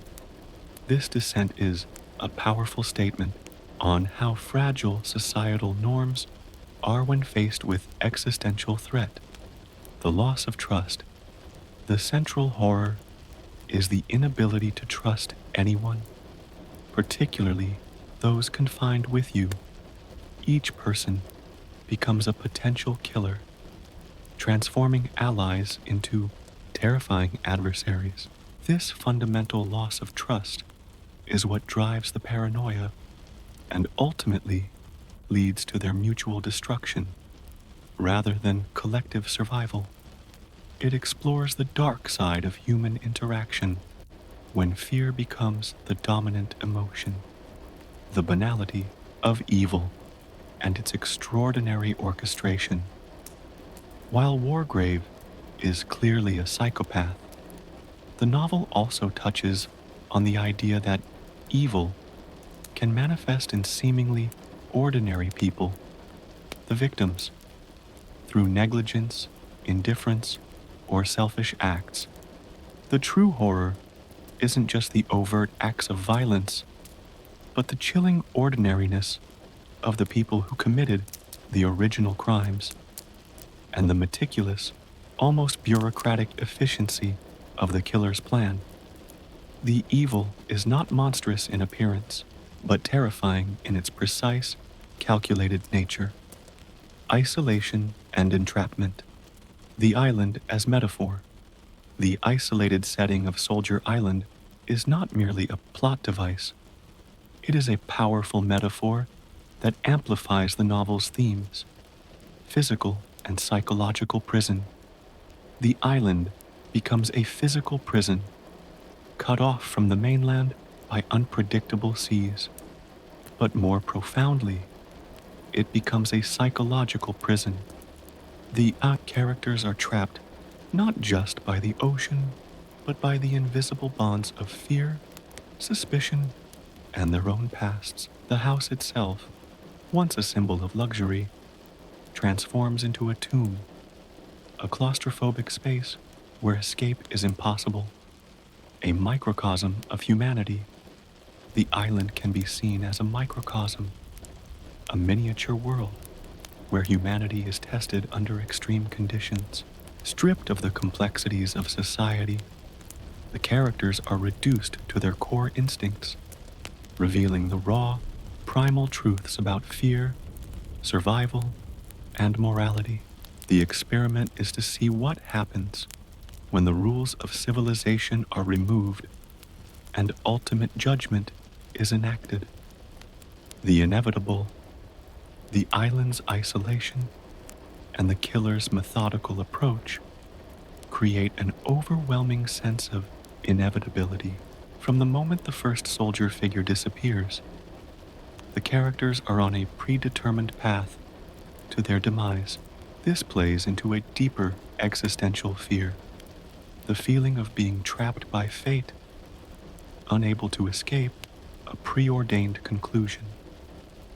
The role of the nursery rhyme, innocence, subverted the seemingly innocent nursery rhyme, 10 Little Soldier Boys, is perhaps the most brilliant and chilling symbolic element in the novel. Innocence, corrupted. Nursery rhymes are traditionally associated with childhood, innocence, and learning. Christie subverts this completely, turning a childhood jingle into a macabre blueprint for murder. This perversion of innocence amplifies the horror, making the ordinary terrifying and the familiar sinister. It is a brilliant psychological tool designed to prey on the victim's minds. Prophecy and predetermination. The rhyme acts as a chilling prophecy, each verse meticulously fulfilled by a death. This creates a sense of predetermination, as if the characters are merely actors in a play whose script has already been written. It reduces their agency and highlights the killer's absolute control. The constant physical manifestation of the dwindling soldier figures is a tangible countdown, a visual representation of their inescapable fate. Theatricality of the killer. The use of the rhyme also highlights the theatrical, almost artistic nature of the killer's plan. Wargrave sees himself as an artist of death, and the rhyme provides the structure for his performance, adding a layer of cruel wit and dramatic flair to his horrific acts. It's not just about killing, It's about staging a perfect, unforgettable performance of justice, the problem of evil, an unsolvable mystery for society beyond the specific whodunit. The novel delves into the broader problem of evil. Wargrave is not simply a criminal, he is a force of calculated, ideological evil, the unfathomable mind. Wargrave's motivation, though explained, remains fundamentally chilling because it is so detached and intellectually pure in its depravity. He has no personal vendetta against most of his victims. He merely finds them worthy of justice for their past crimes. This chilling rationality, this lack of discernible emotion, makes him a truly terrifying villain, embodying the idea of evil as a cold, calculating force rather than a passionate outburst. The perfect crime. Wargrave's ultimate goal is to commit the perfect crime, one that remains unsolved, that utterly baffles the authorities, and for which he receives no punishment. This concept itself is a hidden message, the ultimate challenge to human reason and societal order. His manuscript in the bottle is a testament to his hubris, his desire for his brilliance to be acknowledged even after his death. It suggests that some forms of evil might be so intricate, so meticulously planned, that they defy detection by conventional means. In essence, dear listener, And Then There Were None is a profound literary work that resonates far beyond the confines of a simple mystery. It is a chilling meditation on the very foundations of justice, the corrosive power of guilt, and the unsettling fragility of human civilization when confronted with primal fear and a relentless, calculating evil. The island, with its silent cliffs and crashing waves, becomes a timeless stage upon which Christie subtly explores the darkest corners of the human psyche, leaving us with lingering questions about morality, responsibility, and the terrifying whispers of our own hidden shadows. The story is a mirror, reflecting back to us not just the ingenuity of a killer, but the unsettling truths about ourselves. My dear listener, we have journeyed together through the chilling corridors of Soldier Island, witnessed the meticulous unfolding of a nightmare, and delved into the profound genius of its creator. As the narrative now settles, like the quiet dust after a storm, it is time for our final thoughts and emotional closure. Let us gently gather the threads of this extraordinary story, reflecting on its enduring impact and the lingering sensations it leaves within us, allowing for a peaceful, contemplative, close to our shared experience. Final thoughts, emotional closure, the echoes of silence, as the last words of "And Then There Were None" fade into the stillness of the night. A profound quiet descends. It is not the silence of resolution, but the quiet of absence, the eerie stillness that follows a completed, irreversible act. We are left not with the vibrant energy of a triumphant detective, but with the chilling echo of the 10 Little Soldier Boys Rhyme, a lullaby of doom that has played itself out to its final, desolate note. This ending, stark and uncompromising, is part of the novel's enduring power, leaving an imprint on the heart and mind that few other stories achieve. For many, the conclusion of "And Then There Were None" evokes a complex tapestry of emotions. There is, undoubtedly, a sense of intellectual satisfaction, The puzzle, initially presented as utterly impossible, has been meticulously solved. Justice Wargrave's confession, delivered from beyond the grave in that bottle, provides the intricate details, the logical sequence, and the chilling motive that ties every loose thread.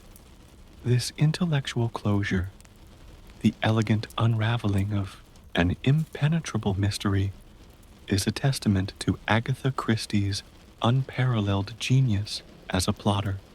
She respects the reader's intelligence, offering a solution that, once revealed, feels both utterly surprising and perfectly inevitable. It's a satisfying click, the final piece of a complex mechanism slotting into place. Yet, alongside this intellectual satisfaction, there often lingers a deeper, more unsettling feeling. The ending is not a happy one. There is no triumph of good over evil in the traditional sense, no clear hero to celebrate.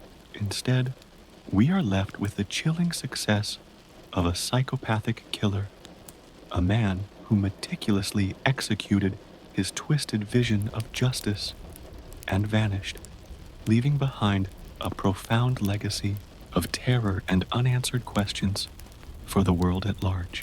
The sheer audacity of Wargrave's plan, his complete psychological control over his victims, and his ultimate escape from legal punishment leaves a lingering sense of disquiet. It challenges our comforting belief in the triumph of order and the ultimate accountability of wrongdoers. The novel's power also lies in its ability to evoke a potent feeling of existential vulnerability for the characters on Soldier Island. Their carefully constructed lives, their social standing, and their personal histories were all stripped away, revealing raw, primal fear. As readers, we are invited to share in that claustrophobic terror.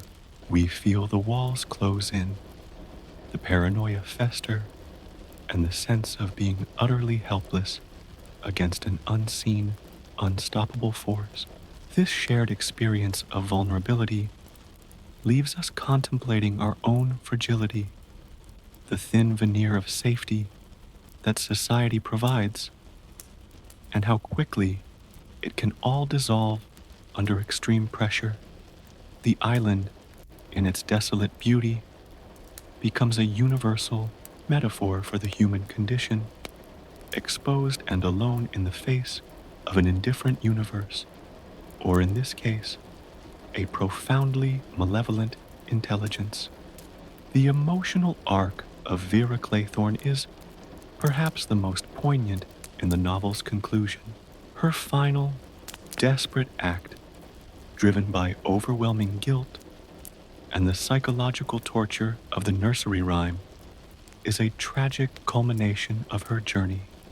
We witness her sanity unravel, piece by agonizing piece, until she becomes a puppet of the killer's design, compelled to fulfill the final verse.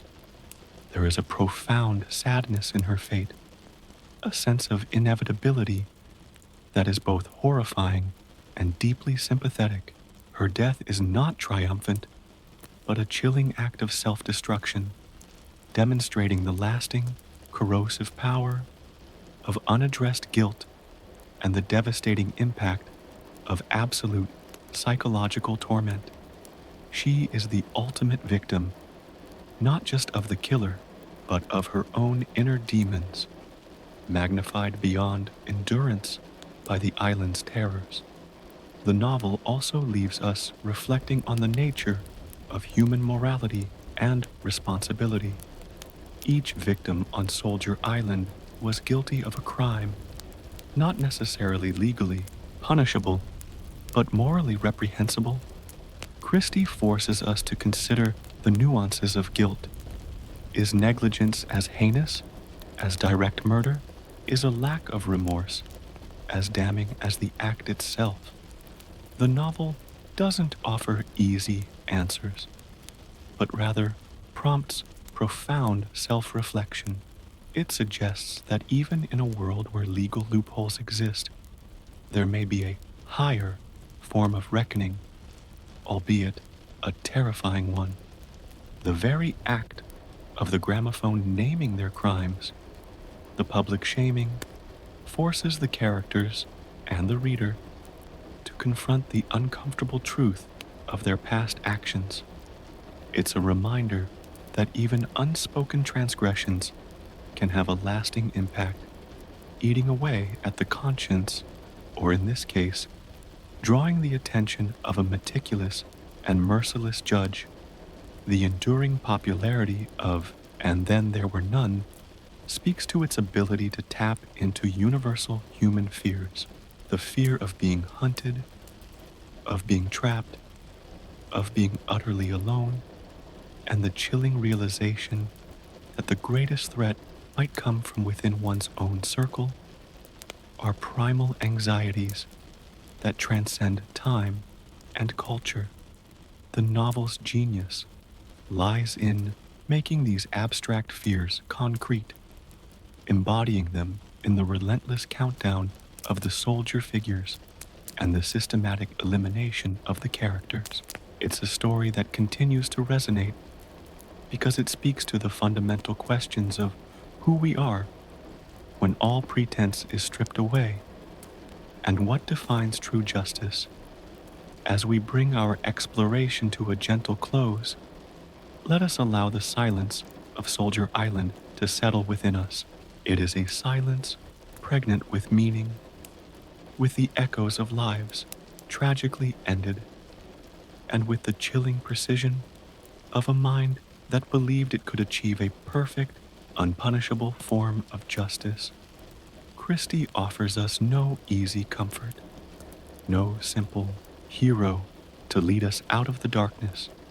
Instead, she presents us with a profound meditation on the darkness within humanity itself, the fine line between righteousness and depravity, and the terrifying consequences when that line is crossed. The emotional closure derived from this novel is not a sense of peace from chaos, but rather a profound appreciation for the chilling artistry of its construction. It's a quiet awe for Christie's ability to create such a meticulously planned and executed narrative that holds us captive from beginning to end. It reminds us of the power of storytelling to confront our deepest fears, to unravel the complexities of human nature, and to leave us contemplating the shadowy corners of morality long after the final word has been spoken. So, my dear listener, as the night deepens and the world outside softens into sleep, let the lingering whispers of Soldier Island become a part of your own quiet reflection. This story, though dark in its premise, is a testament to the enduring power of narrative, a chilling lullaby that invites us to examine the very fabric of justice, guilt, and the unsettling truth that sometimes silence can be the most deafening sound of all. Rest easy, knowing that while the tale of Soldier Island concludes, its echoes will continue to whisper, inviting thoughtful contemplation in the quiet hours.